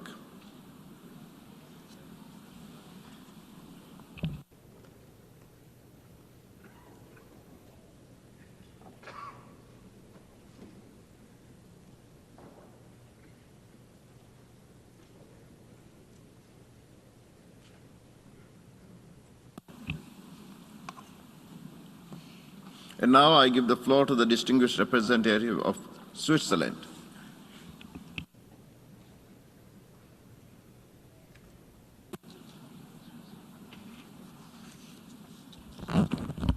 Monsieur le Président, Mr. President, Secretary General, dear colleagues. As Dag Hammarskjöld clearly stated, the United Nations were not created to take us to heaven, but to save us from hell. And yet, what the population in Ukraine is experiencing in recent days looks very much like what we have pledged to avoid. This is why this Assembly is meeting today in the face of a war that has already cost many lives. Each life lost is one too many. Our thoughts are with the victims and with their families. We express our solidarity with the Ukrainian people and their democratically elected authorities. We are deeply concerned about the humanitarian situation and the displacement of hundreds of thousands of people. This Assembly is meeting today at the request of the Security Council due to the lack of consensus among its permanent members. Switzerland supported the draft resolution in the Security Council aimed at ending the hostilities and restoring international law. The blocking of this resolution by the veto of a permanent member is contrary to Article 27 of the Charter. The Russian Federation, as a party to the conflict, should have abstained from voting. We fully support the draft resolution of the General Assembly, and we call upon member states to do the same. Switzerland strongly condemns Russia's attack on Ukraine. We are also concerned about the use of Belarus territory for this military operation. Russian attempts to legitimize its action are not credible. There was no provocation to justify such an attack.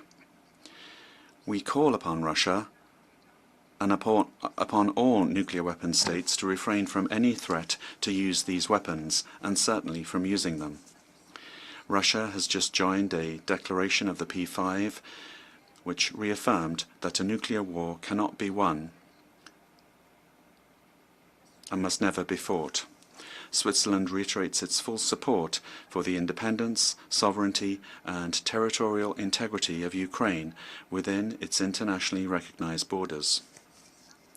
Switzerland once again calls on all parties to respect international humanitarian law and human rights. We condemn all violations. This also applies to cyberspace.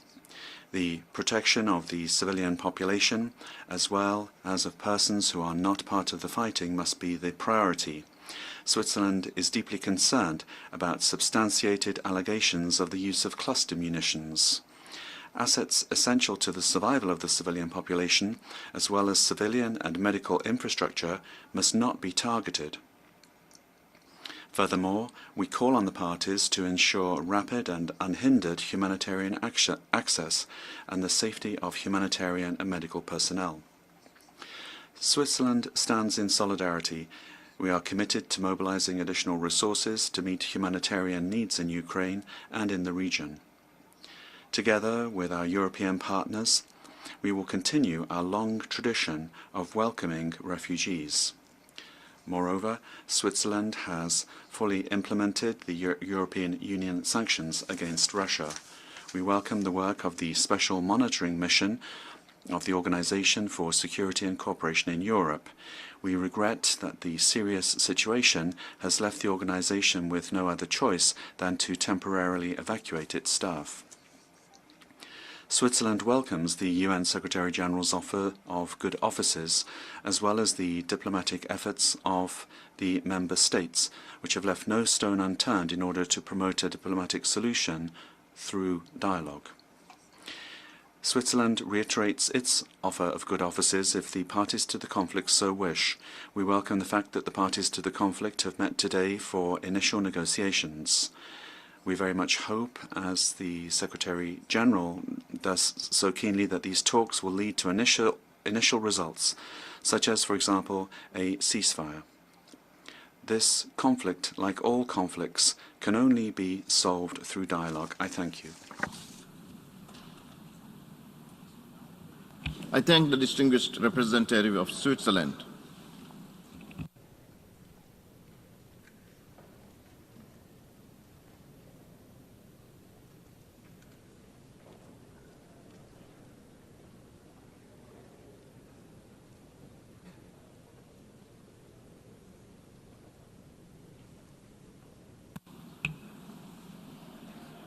I now give the floor to the distinguished representative of New Zealand.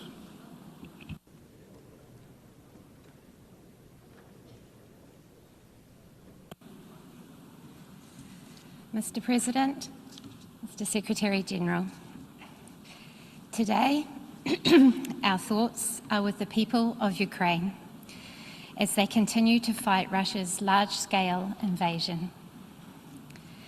Innocent lives lost, everyday lives in turmoil, young and old lives that will never be the same as innocent people suddenly find themselves as refugees. The worst part of the trauma we see unfolding in front of us is knowing that it was completely avoidable.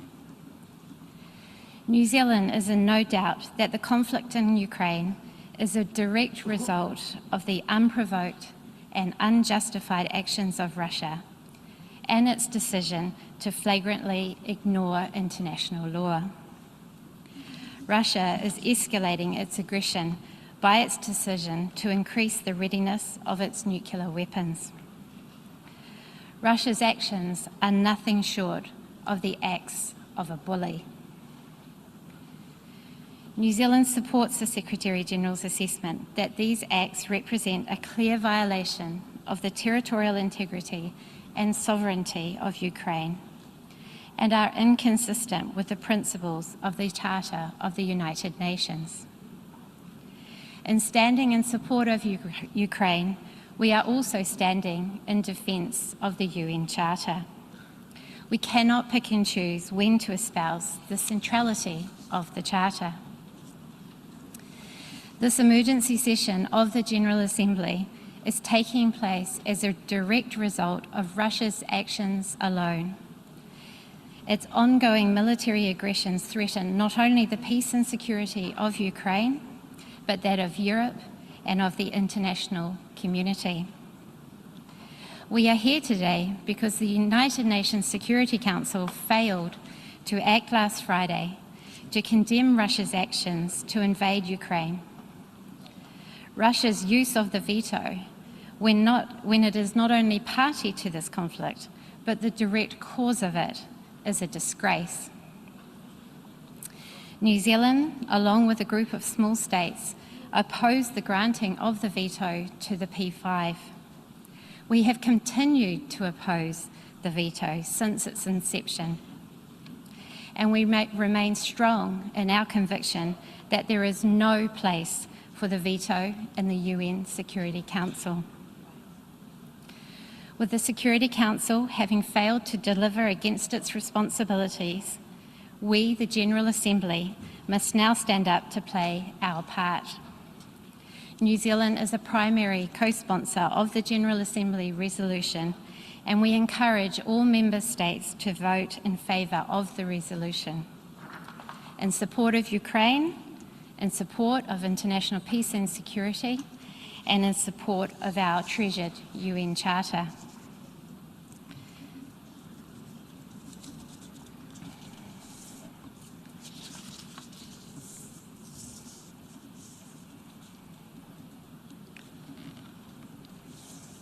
Excuse me. New Zealand has consistently expressed our strong support for international efforts to de-escalate the Ukraine crisis diplomatically. Having turned away from diplomacy, Russia must now face the consequences of that decision.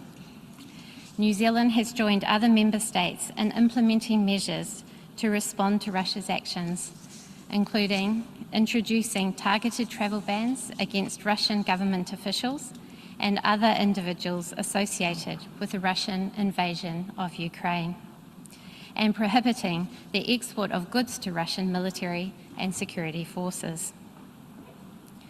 Our thoughts today must be with the people of Ukraine, who are now facing a humanitarian crisis caused by the conflict. We echo the President of the General Assembly's call that all member states must uphold their obligations under international humanitarian law. Further, we, the international community, must act now to prevent further pointless loss of innocent life and to support those who now find themselves displaced through no fault of their own.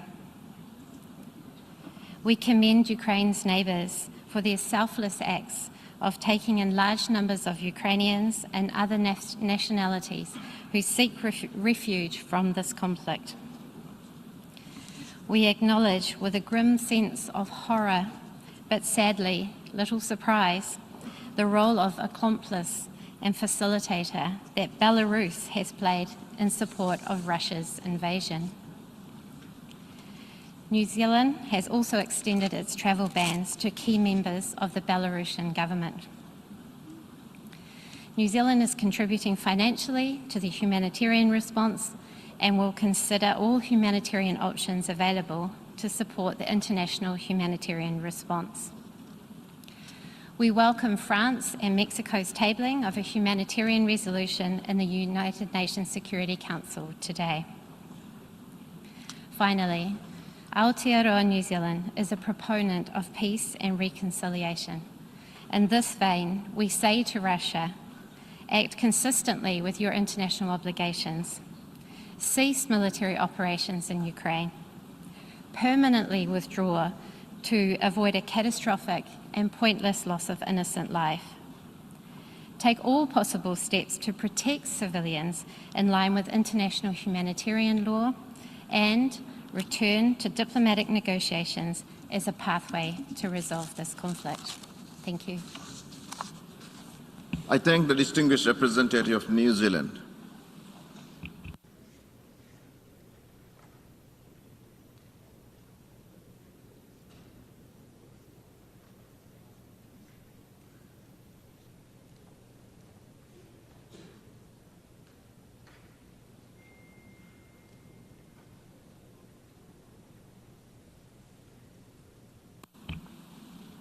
I now give the floor to the distinguished representative of Panama on behalf of the Alliance for Development and Democracy.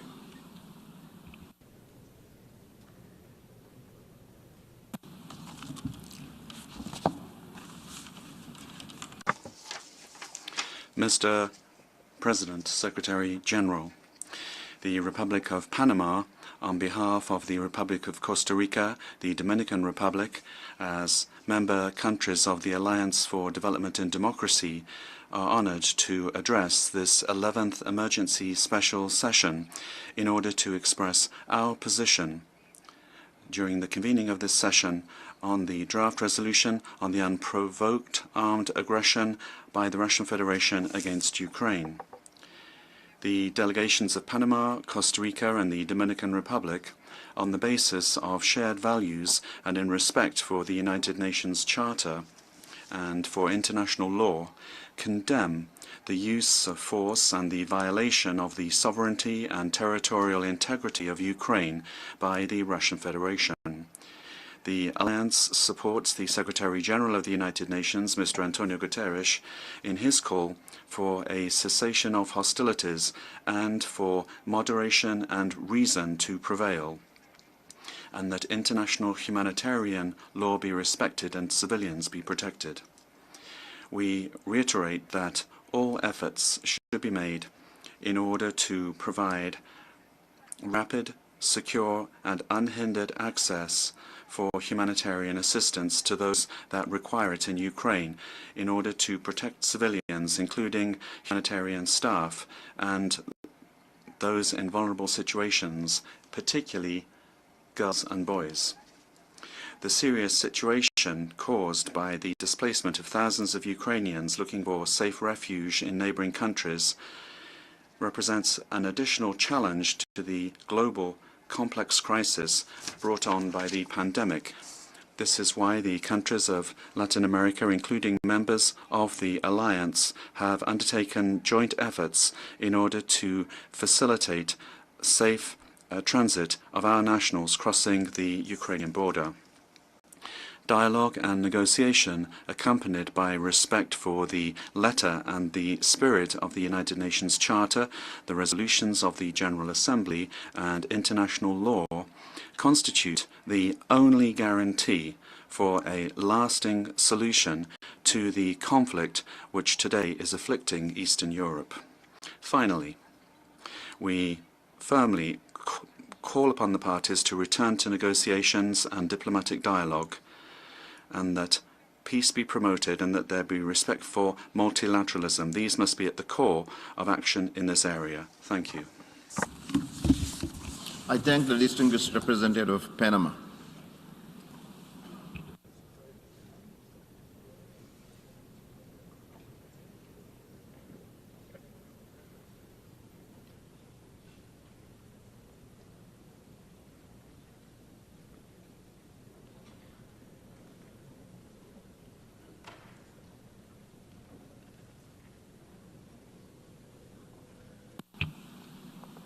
I now give the floor to the distinguished representative of China.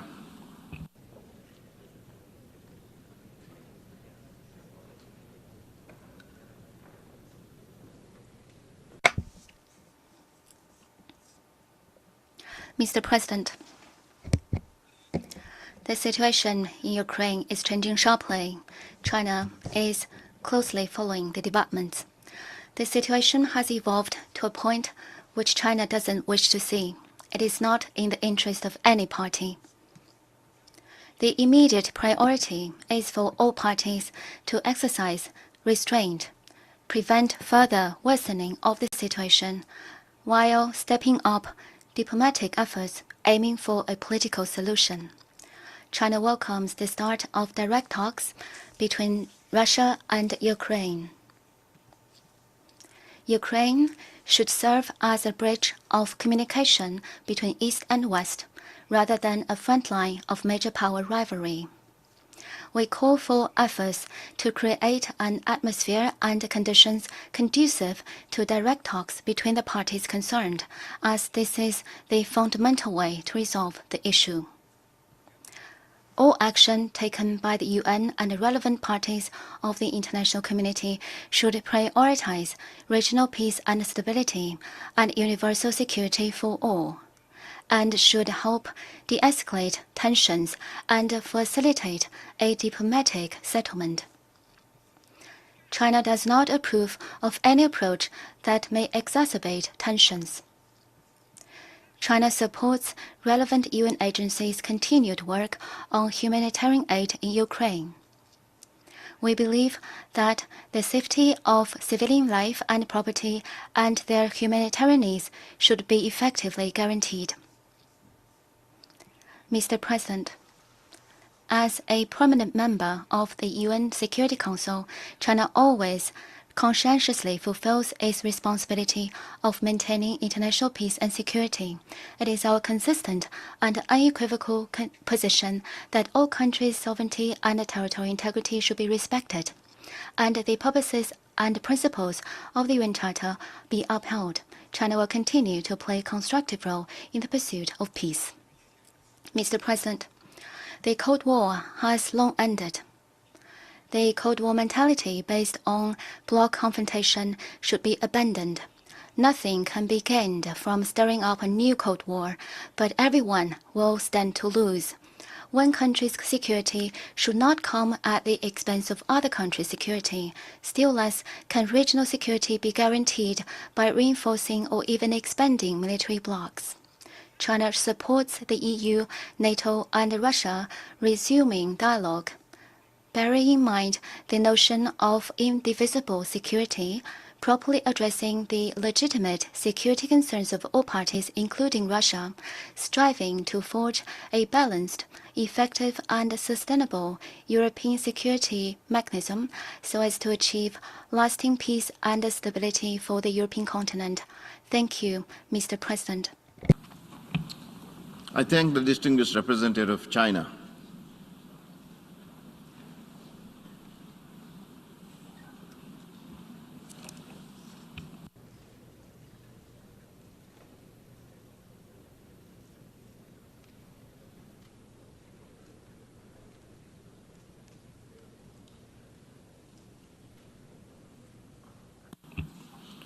I now give the floor to the distinguished representative of Bulgaria.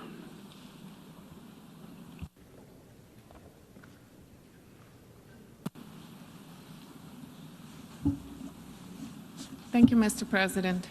Mr. President, distinguished delegates, Bulgaria aligns itself with the statement delivered on behalf of the European Union, and I would like to highlight a few points in my national capacity.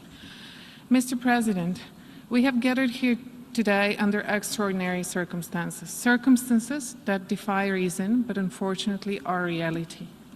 And that reality is that the Russian Federation, a permanent member of the Security Council, is executing an act of aggression against Ukraine, a founding member of the UN. Bulgaria condemns in the strongest possible terms this unprovoked and unjustified military aggression, which is in gross violation of international law and of the principles of the UN Charter. The illegal military aggression of the Russian Federation against Ukraine not only undermines global security and stability, but also puts the international rules-based order in jeopardy. It is deplorable that the Russian Federation used its veto power to prevent the Security Council from exercising its primary responsibility for maintenance of international peace and security. However, the decision of the Security Council to urgently refer the matter to the General Assembly by calling an emergency special session demonstrates the resolve of the rest of the Council to do everything possible to address this serious act of aggression. The fact that for the first time in 40 years, the Security Council takes such a decision speaks of the gravity of the situation. We commend the decision by the Security Council, and now it is up to all of us to live up to the responsibility to uphold the principles of the UN Charter and international law, and to send a strong and unequivocal message by condemning the act of aggression and the illegal actions by the Kremlin. Bulgaria demands that the Russian Federation immediately cease its military actions, unconditionally withdraw all forces and military equipment from the entire territory of Ukraine, and fully respect Ukraine's territorial integrity, sovereignty, and independence within its internationally recognized borders. The use of force and coercion to change borders has no place in the 21st century. Tensions and conflicts should be resolved exclusively through dialogue and diplomacy. We strongly condemn the involvement of Belarus in this aggression, including by providing its territory to be used as a launching ground for the Russian aggression, and call on it to refrain from such action and to abide by its international obligations. The reports of civilian casualties, including of children, and the destructions of civilian infrastructure, including critical infrastructure, are deeply concerning. We are particularly outraged by the use of weapons that have indiscriminate effect in residential areas and against the civilian population. This is unacceptable and must stop immediately. We call on the Russian Federation to fully respect international humanitarian law and international human rights law and to allow safe and unhindered humanitarian access and assistance to all persons in need. The Russian Federation bears full responsibility for this aggression and all the destruction and loss of life, and the leadership of the Russian Federation should and will be held accountable in accordance with international law. Mr. President, colleagues, it is our duty to do the right thing. We need to stand together against any act of aggression and against any violation of the UN Charter. We need to fiercely defend the principles of the UN Charter, international law, and the rules-based order because they are our only guarantee for peace. We cannot turn a blind eye when a blatant act of aggression is being executed against a sovereign, peace-loving nation. Today, it is against Ukraine. Tomorrow, it could be against any one of us. In conclusion, I would like to reiterate Bulgaria's unwavering support for the sovereignty, independence, unity, and territorial integrity of Ukraine within its internationally recognized borders. I would also like to thank the Ukrainian people for their extraordinary courage and resilience. You're not alone. Thank you. I thank the distinguished representative of Bulgaria.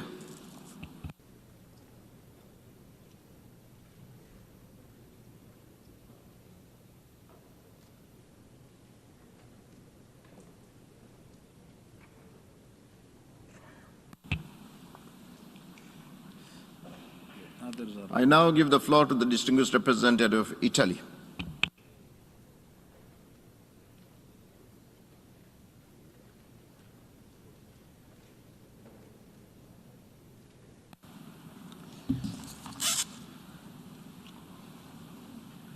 Mr. President, Mr. Secretary General, dear colleagues, Italy aligns itself with the statement of the European Union and wishes to add the following remarks in its national capacity.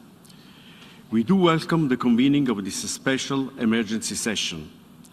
Following the impossibility for the Security Council to discharge its duties and adopt its own resolution on the matter, due to the veto of the Russian Federation, the General Assembly had an obligation to make its voice heard in front of such a grave threat to international peace and security.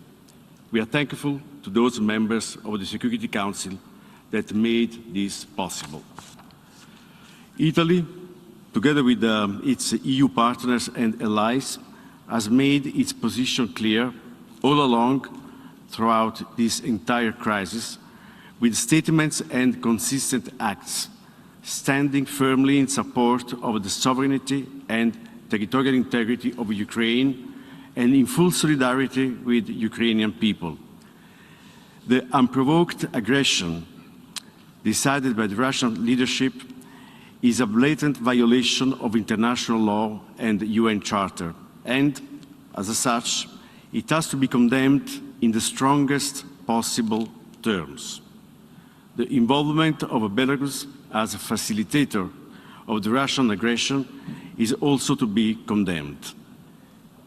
In close coordination with the EU partners and allies, we have implemented unprecedented economic and financial sanctions, including on Belarus. As already stated, further steps will have to be taken if the assault against Ukraine continues. We call upon the Russian Federation to stop immediately its action and to withdraw its military forces from the territory of Ukraine within its internationally recognized borders extending to territorial waters. We urge the Russian Federation to respect the principles set in the UN Charter and in the Declaration of Friendly Relations, to abide by the Minsk Agreement and to redirect urgently its action towards a peaceful solution. We trust that the General Assembly will, through the adoption of the tabled draft resolution, show cohesion and determination in dealing with a situation that is threatening the existence of a member state, causing a growing number of casualties, including civilians and children, and ultimately is undermining the very essence of multilateral relations. Mr. President, Russia's actions are causing enormous human suffering and triggering a humanitarian disaster. We express our heartfelt solidarity with Ukraine and its people, and we mourn all the victims of this безмысленная война, of this senseless war. Together with our partners and building on the support it has been provided since 2014, Italy is scaling up its financial and material support to strengthen the capabilities and resilience of Ukraine, with an amount of around 110 million euros in aid, credit and grants and additional contributions. We are also determined to provide increased humanitarian support to assist the people of Ukraine in these dramatic circumstances. In this context, international humanitarian law must be upheld. Safe and unhindered humanitarian access must be granted. The humanitarian staff must be protected. We welcome the convening of a meeting of the Security Council on the humanitarian dimension of this crisis later today, and we hope that the discussions will lead to the adoption of a concrete deliverable. Lastly, we acknowledge and support the statements of the Secretary General in defense of the principles of the UN Charter and his action in support of the humanitarian needs in Ukraine. Italy will remain actively engaged in close coordination with its European partners and allies and reaching out to the broader UN membership in favor of the immediate halt of this aggression and in support of the urgent return to a peaceful path. I thank you, Mr. President. I thank the distinguished representative of Italy.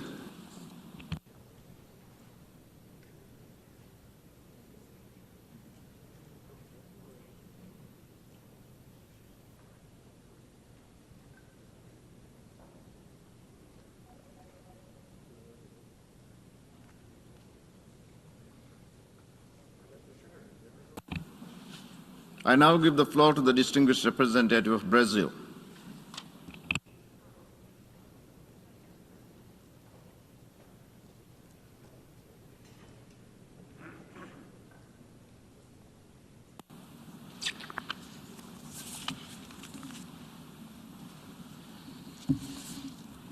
Mr. President, Mr. Secretary General, this is a defining moment for our organization and for the world. When the drafters of the Charter envisaged our collective security system back in 1945, they probably thought they had seen the worst in terms of tragedy and human suffering. If they were here today, they would doubt that assessment. We are under a swift escalation of tensions that could put all of humanity at risk, but we still have time to stop it. Brazil voted in favor of the draft resolution before the Security Council on the situation in Ukraine. We regret that the draft was not adopted, but firmly believe that the Security Council has not yet exhausted the instruments at its disposal to contribute to a negotiated and diplomatic solution towards peace. The urgency of the situation convinced us of the need to add the voice of the General Assembly to that of the Security Council in seeking solutions to the crisis in and around Ukraine. No one can deny the primary responsibility of the Security Council for the maintenance of international peace and security, nor the complementary role that this Assembly can play to that end. Brazil welcomes the engagement of the Secretary General in attempting to de-escalate the growing tensions. It also notes that Ukraine has initiated a case in the International Court of Justice based on the Genocide Convention. This is the moment for the principal organs of the United Nations to work together in pursuing one of the organization's main objectives, to save us from the scourge of war. For that, we need to be exceedingly cautious in moving forward, both in the General Assembly and elsewhere. We are currently witnessing a succession of events that, if not contained soon, could lead to a much broader confrontation. Everyone will suffer, not just those who are fighting. Those who have repeatedly pleaded for de-escalation will also bear the costs of the power play between NATO and Russia that we are currently witnessing. Over the last years, we have seen the progressive deterioration of the security situation and balance of power in Eastern Europe. The undermining of the Minsk agreements by all parties and the discrediting of the security concerns voiced by Russia prepare the ground for the crisis we are all witnessing. Let me be clear, however, this situation in no way justifies the use of force against the territorial integrity and sovereignty of any member state. It is against the most basic norms and principles we all abide by, and a clear breach of the UN Charter. Mr. President, it is of our collective interest to jointly do all we can to stop and reverse the belligerent actions before it is too late. Brazil reiterates its calls for an immediate ceasefire in Ukraine, as well as for full respect for international humanitarian law. Equally important, we call all actors involved to reassess their decisions concerning the supply of weapons, the recourse to cyber attacks, and the application of selective sanctions, particularly those which could affect the global economy, including the critical area of food security.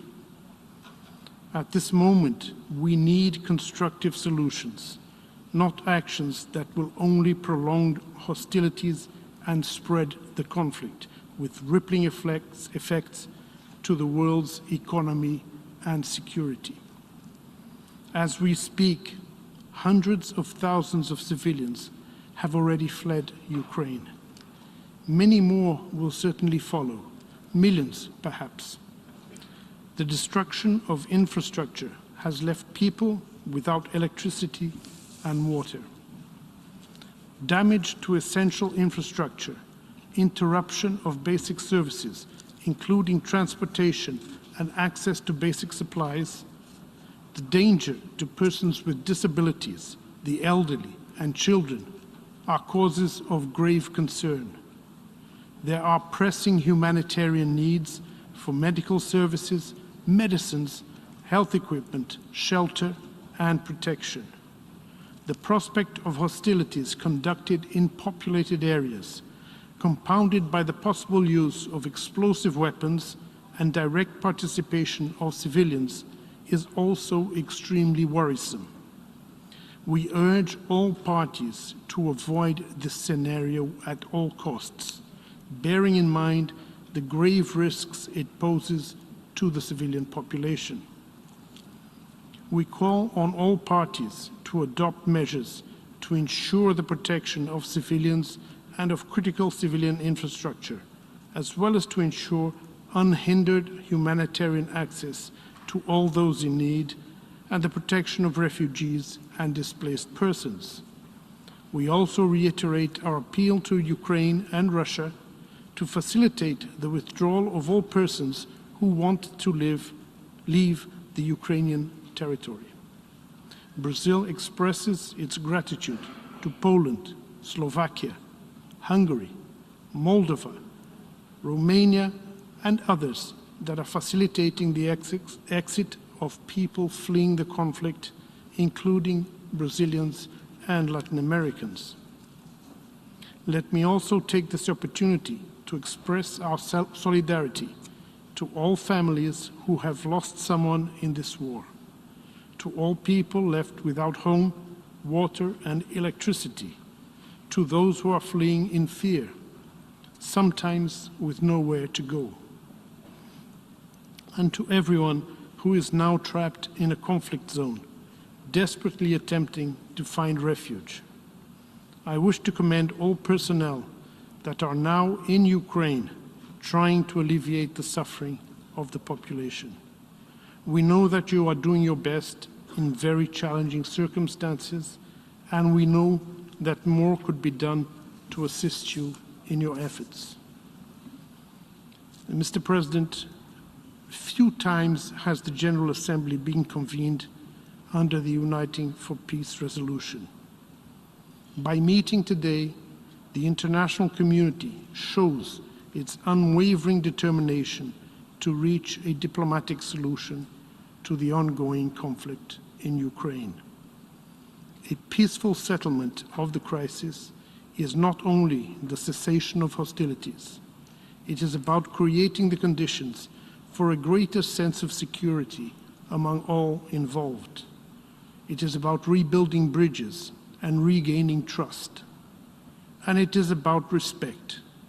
Respect for each other's legitimate security concerns, for civilian lives, for all countries that do not want a war, for international law, and for the most basic principles that have guided this organization since its inception.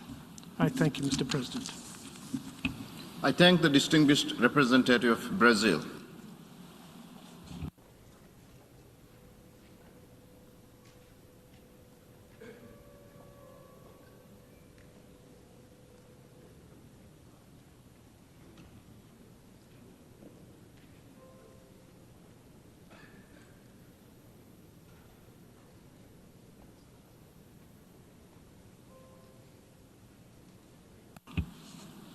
I now give the floor to the distinguished representative of Canada.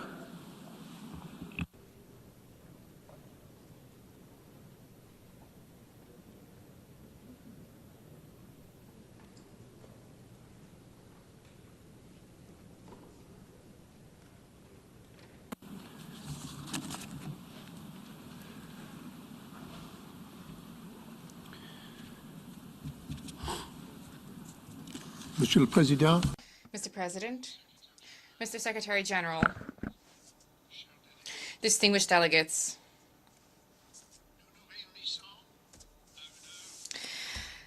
the hour is grave. The Russian Federation, a permanent member of the Security Council, has unleashed an illegal and unjustifiable war of aggression against the sovereignty, the territorial integrity, and the political independence of another member state of the United Nations, Ukraine.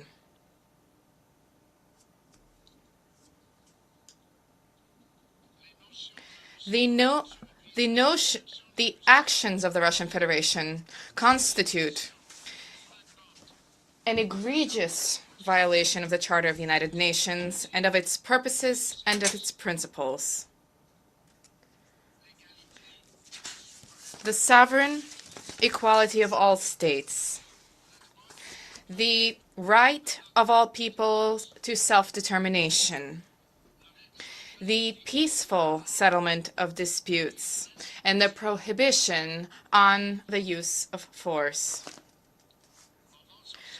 By unleashing this war, the Russian Federation seeks to destroy the freedom of a people and of a nation, a sovereign, independent, and integral nation. This is a war that is fueled by the desire of President Putin to restore imperialism and colonialism. These are the days against which the members of the United Nations have been fighting for generations. And the Russian Federation, once again, has prevented the Security Council from exercising its primary duty, that of protecting the peace, that of the maintenance of international peace and security. We are gathered here today because the Russian Federation has yet again illegitimately exercised its veto right, which we continue to view as illegitimate, as it has done on a number of other occasions. And the Russian Federation has now turned its threat to Ukraine, Europe, and the entire world with the threat of nuclear weapons use in a flagrant violation of the joint statement of the leaders of the 5 permanent members of the Security Council this past January. Mr. President,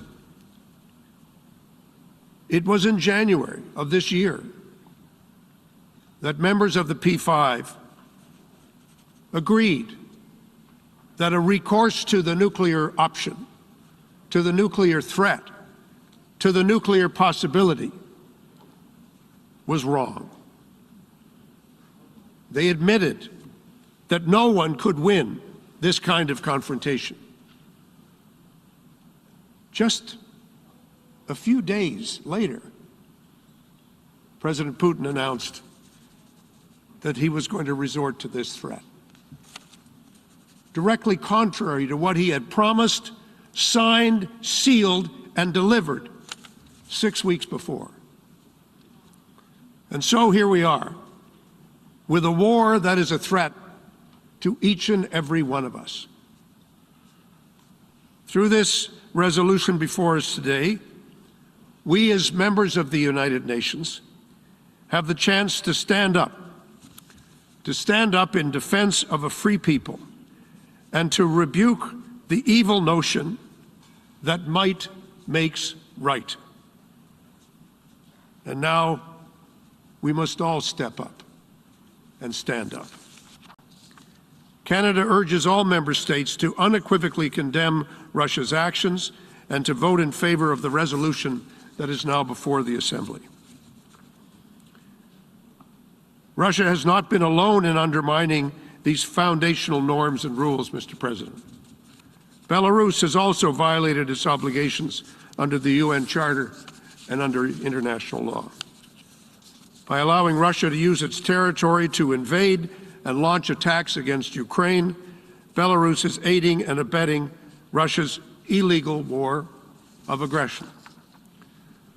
Belarus's decision to send its force into Ukraine and to revoke its non-nuclear status are all completely unacceptable to us and completely incompatible with its obligations under the Charter of the United Nations. Mr. President, there must be accountability for these actions.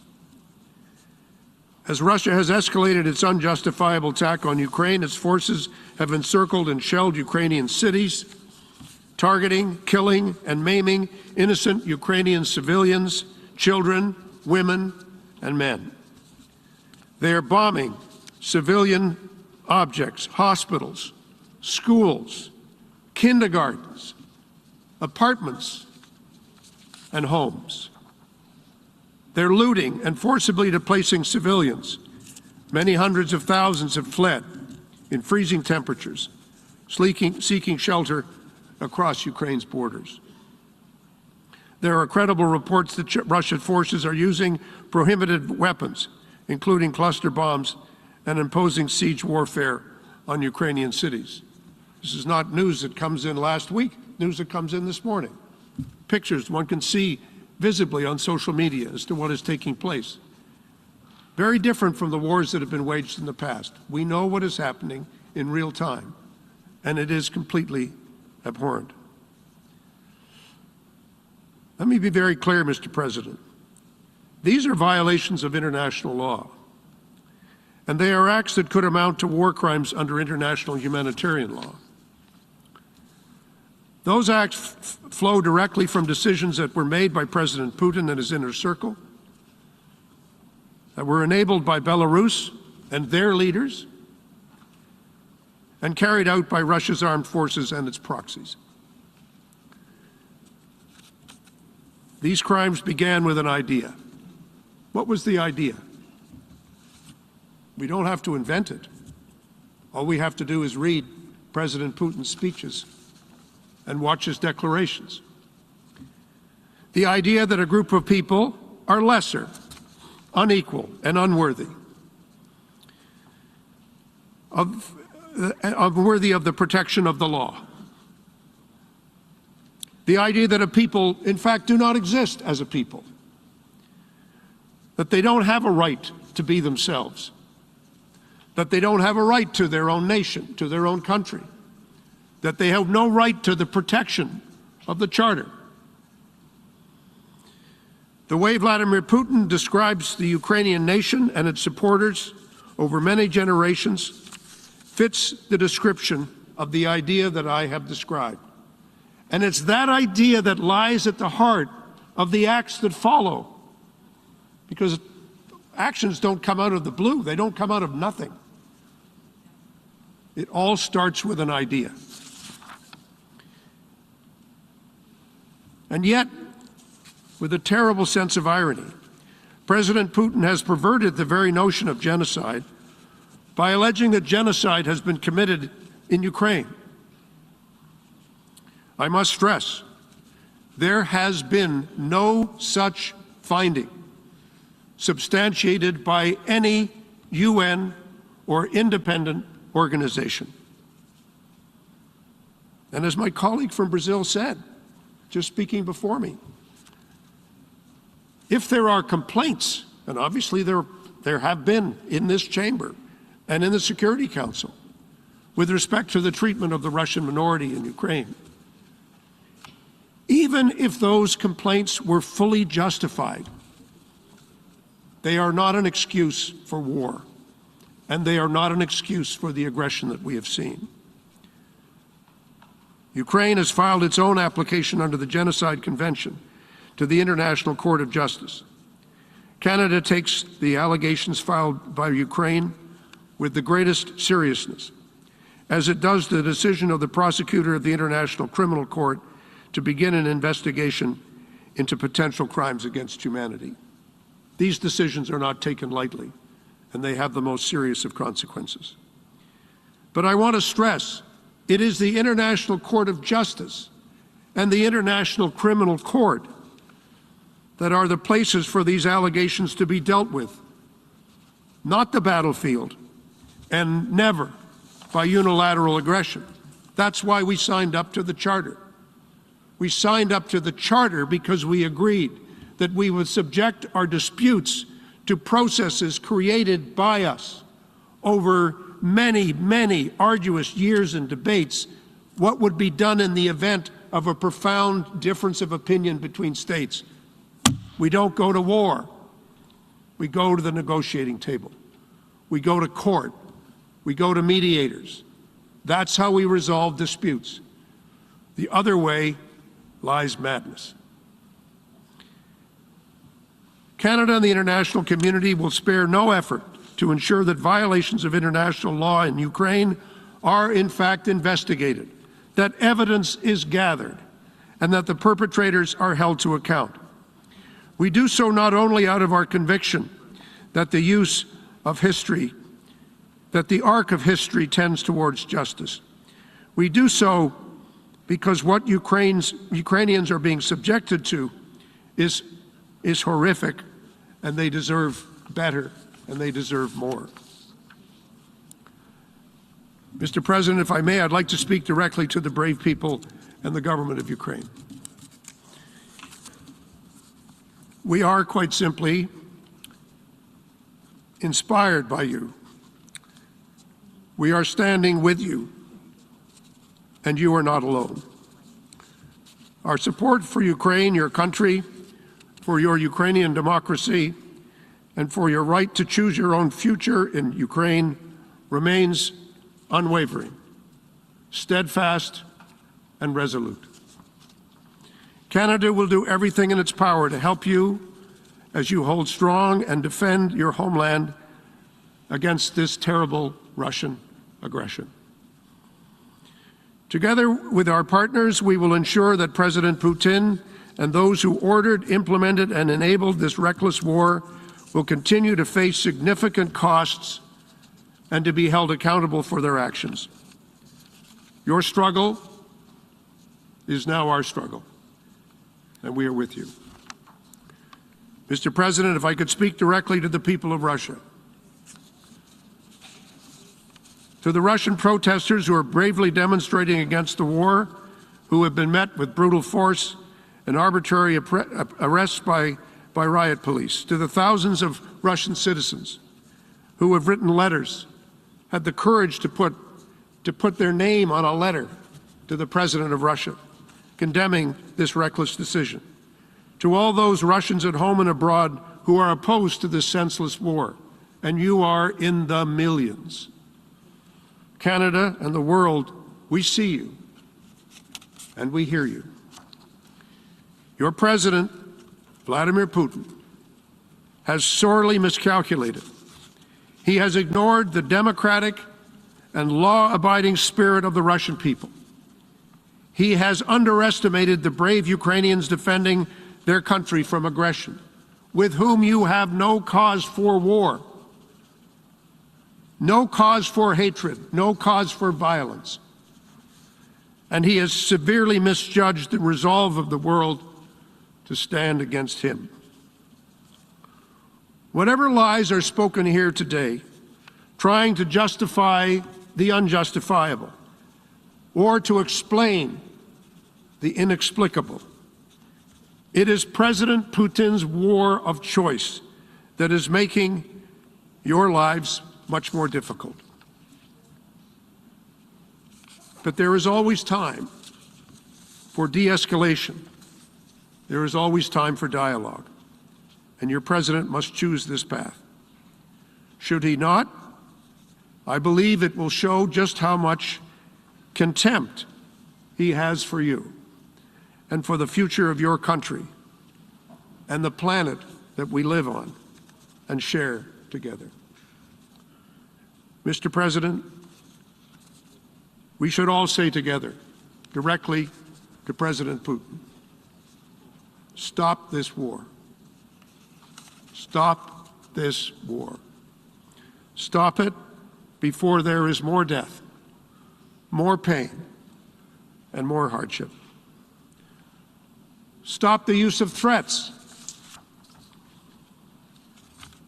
Take your finger away from the nuclear button and never put it back for as long as you live. Come to grips with the reality of our time, as in more serious and rational moments you have done. Mr. President, it is never too late to stop. It's never too late to make a turn to diplomacy, to dialogue, and to negotiation. The alternative cannot happen. So now it falls to all of us, as equal members of the United Nations, whose equality and sovereignty, as I've said before, is what we signed up to when we became members of this organization. We need to stand up to the principles, for the principles of the Charter, for the purposes of the Charter, and to heal the hurt and pain that has been caused by this terrible war of aggression.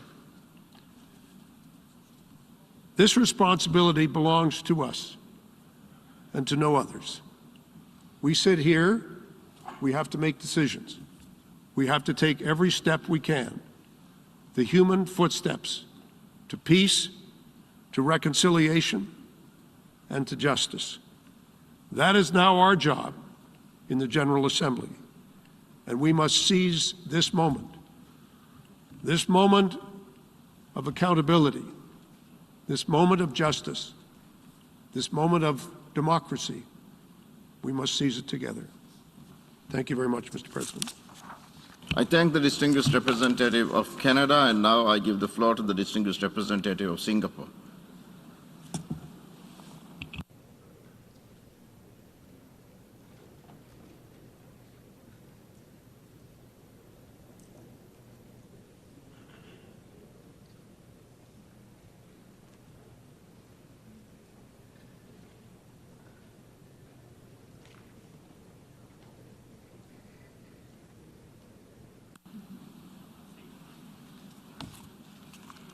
Thank you very much, Mr. President.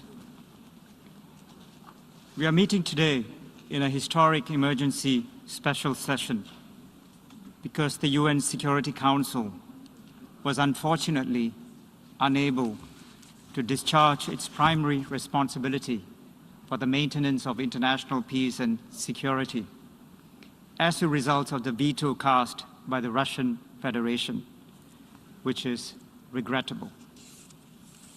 We welcome the convening of this emergency special session as it allows all countries, especially the small countries, to raise their voice, to state their views, and to register their concerns in this universal organ of the United Nations.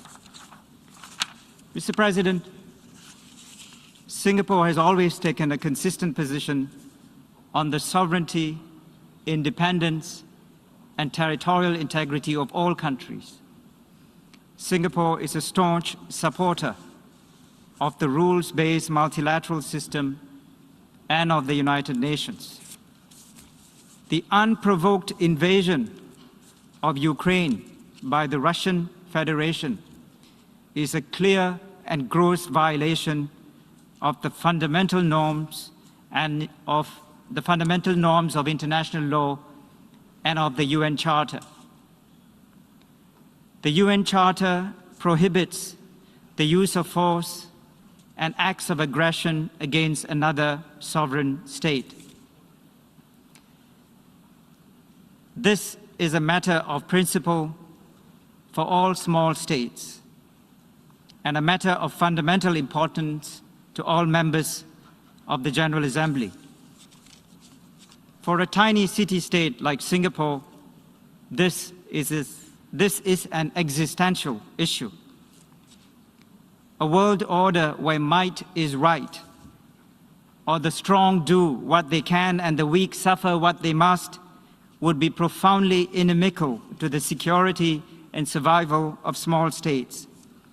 We cannot accept one country attacking another without justification, arguing that its independence was the result of, and I quote, historical errors and crazy decisions, unquote. We simply cannot accept such an argument. Such an argument and rationale would go against the internationally recognized legitimacy and territorial integrity of many countries, including Singapore. This is why Singapore condemns, in the strongest terms possible, any unprovoked invasion of a sovereign country under any pretext. We deplore the Russian Federation's special military operation against Ukraine, both its operation in the Donbas region, border land, air, and sea attacks across Ukraine, including on Kyiv, the capital city. We also note with great sadness and regret reports of the growing number of casualties and the loss of many innocent lives as a result of this unjustified attack and act of war. We have taken note of the UN Humanitarian and Emergency Relief Coordinator's comments about the scale of the humanitarian assistance required to help those affected, and we call for safe and unhindered access for humanitarian assistance to Ukraine and all those in need. Mr. President, we reiterate that the sovereignty, political independence, and territorial integrity of all countries, including Ukraine, must be respected within its internationally recognized borders. The Secretary General of the United Nations has stated that he considers the actions of the Russian Federation to be a violation of the territorial integrity and sovereignty of Ukraine and inconsistent with the principles of the Charter of the United Nations. We agree with the Secretary General entirely. Let me repeat, we agree with the Secretary General entirely, and we support his call for the Russian Federation to withdraw all its troops from the territory of Ukraine and for the responsible actors to immediately cease all hostilities and prioritize diplomacy to address all issues peacefully in accordance with the UN Charter and international law. We also support the good officers of the UN Secretary General to be deployed in any way possible to facilitate diplomatic contacts and negotiations. Mr. President, let me conclude by saying that the world is watching us as we meet today in the General Assembly. As members of the General Assembly, we have to act swiftly, firmly, and with unity of purpose. Singapore is one of the main co-sponsors of the draft resolution that has been tabled for adoption in this General Assembly. Singapore will not hesitate to vote yes on this draft resolution. Singapore will always vote to uphold the principles of the UN Charter and to uphold international law. And I would like to urge all members of the General Assembly to vote yes for this resolution. And distinguished delegates, this resolution is not about taking sides. It is about upholding international law and the principles of the UN Charter. The United Nations, distinguished delegates, is being tested today. It is important that all countries, especially the small states, send a clear signal that we are united for peace and we are united to defend the principles of the Charter and that we are united to uphold international law. I thank you for your attention. I thank the distinguished representative of Singapore. We have heard the last speaker in the debate on this item for this meeting. We shall hear the remaining speakers this afternoon. I would like to inform members that at 3 p.m. today, the General Assembly will first hold the 60th plenary meeting of the 76th regular session, as announced in the Journal. This will be followed by the second plenary meeting of the 11th Emergency Special Session, at which the debate on Agenda Item 5 will continue. The General Assembly has thus concluded this stage of its consideration of Agenda Item 5. The meeting is adjourned.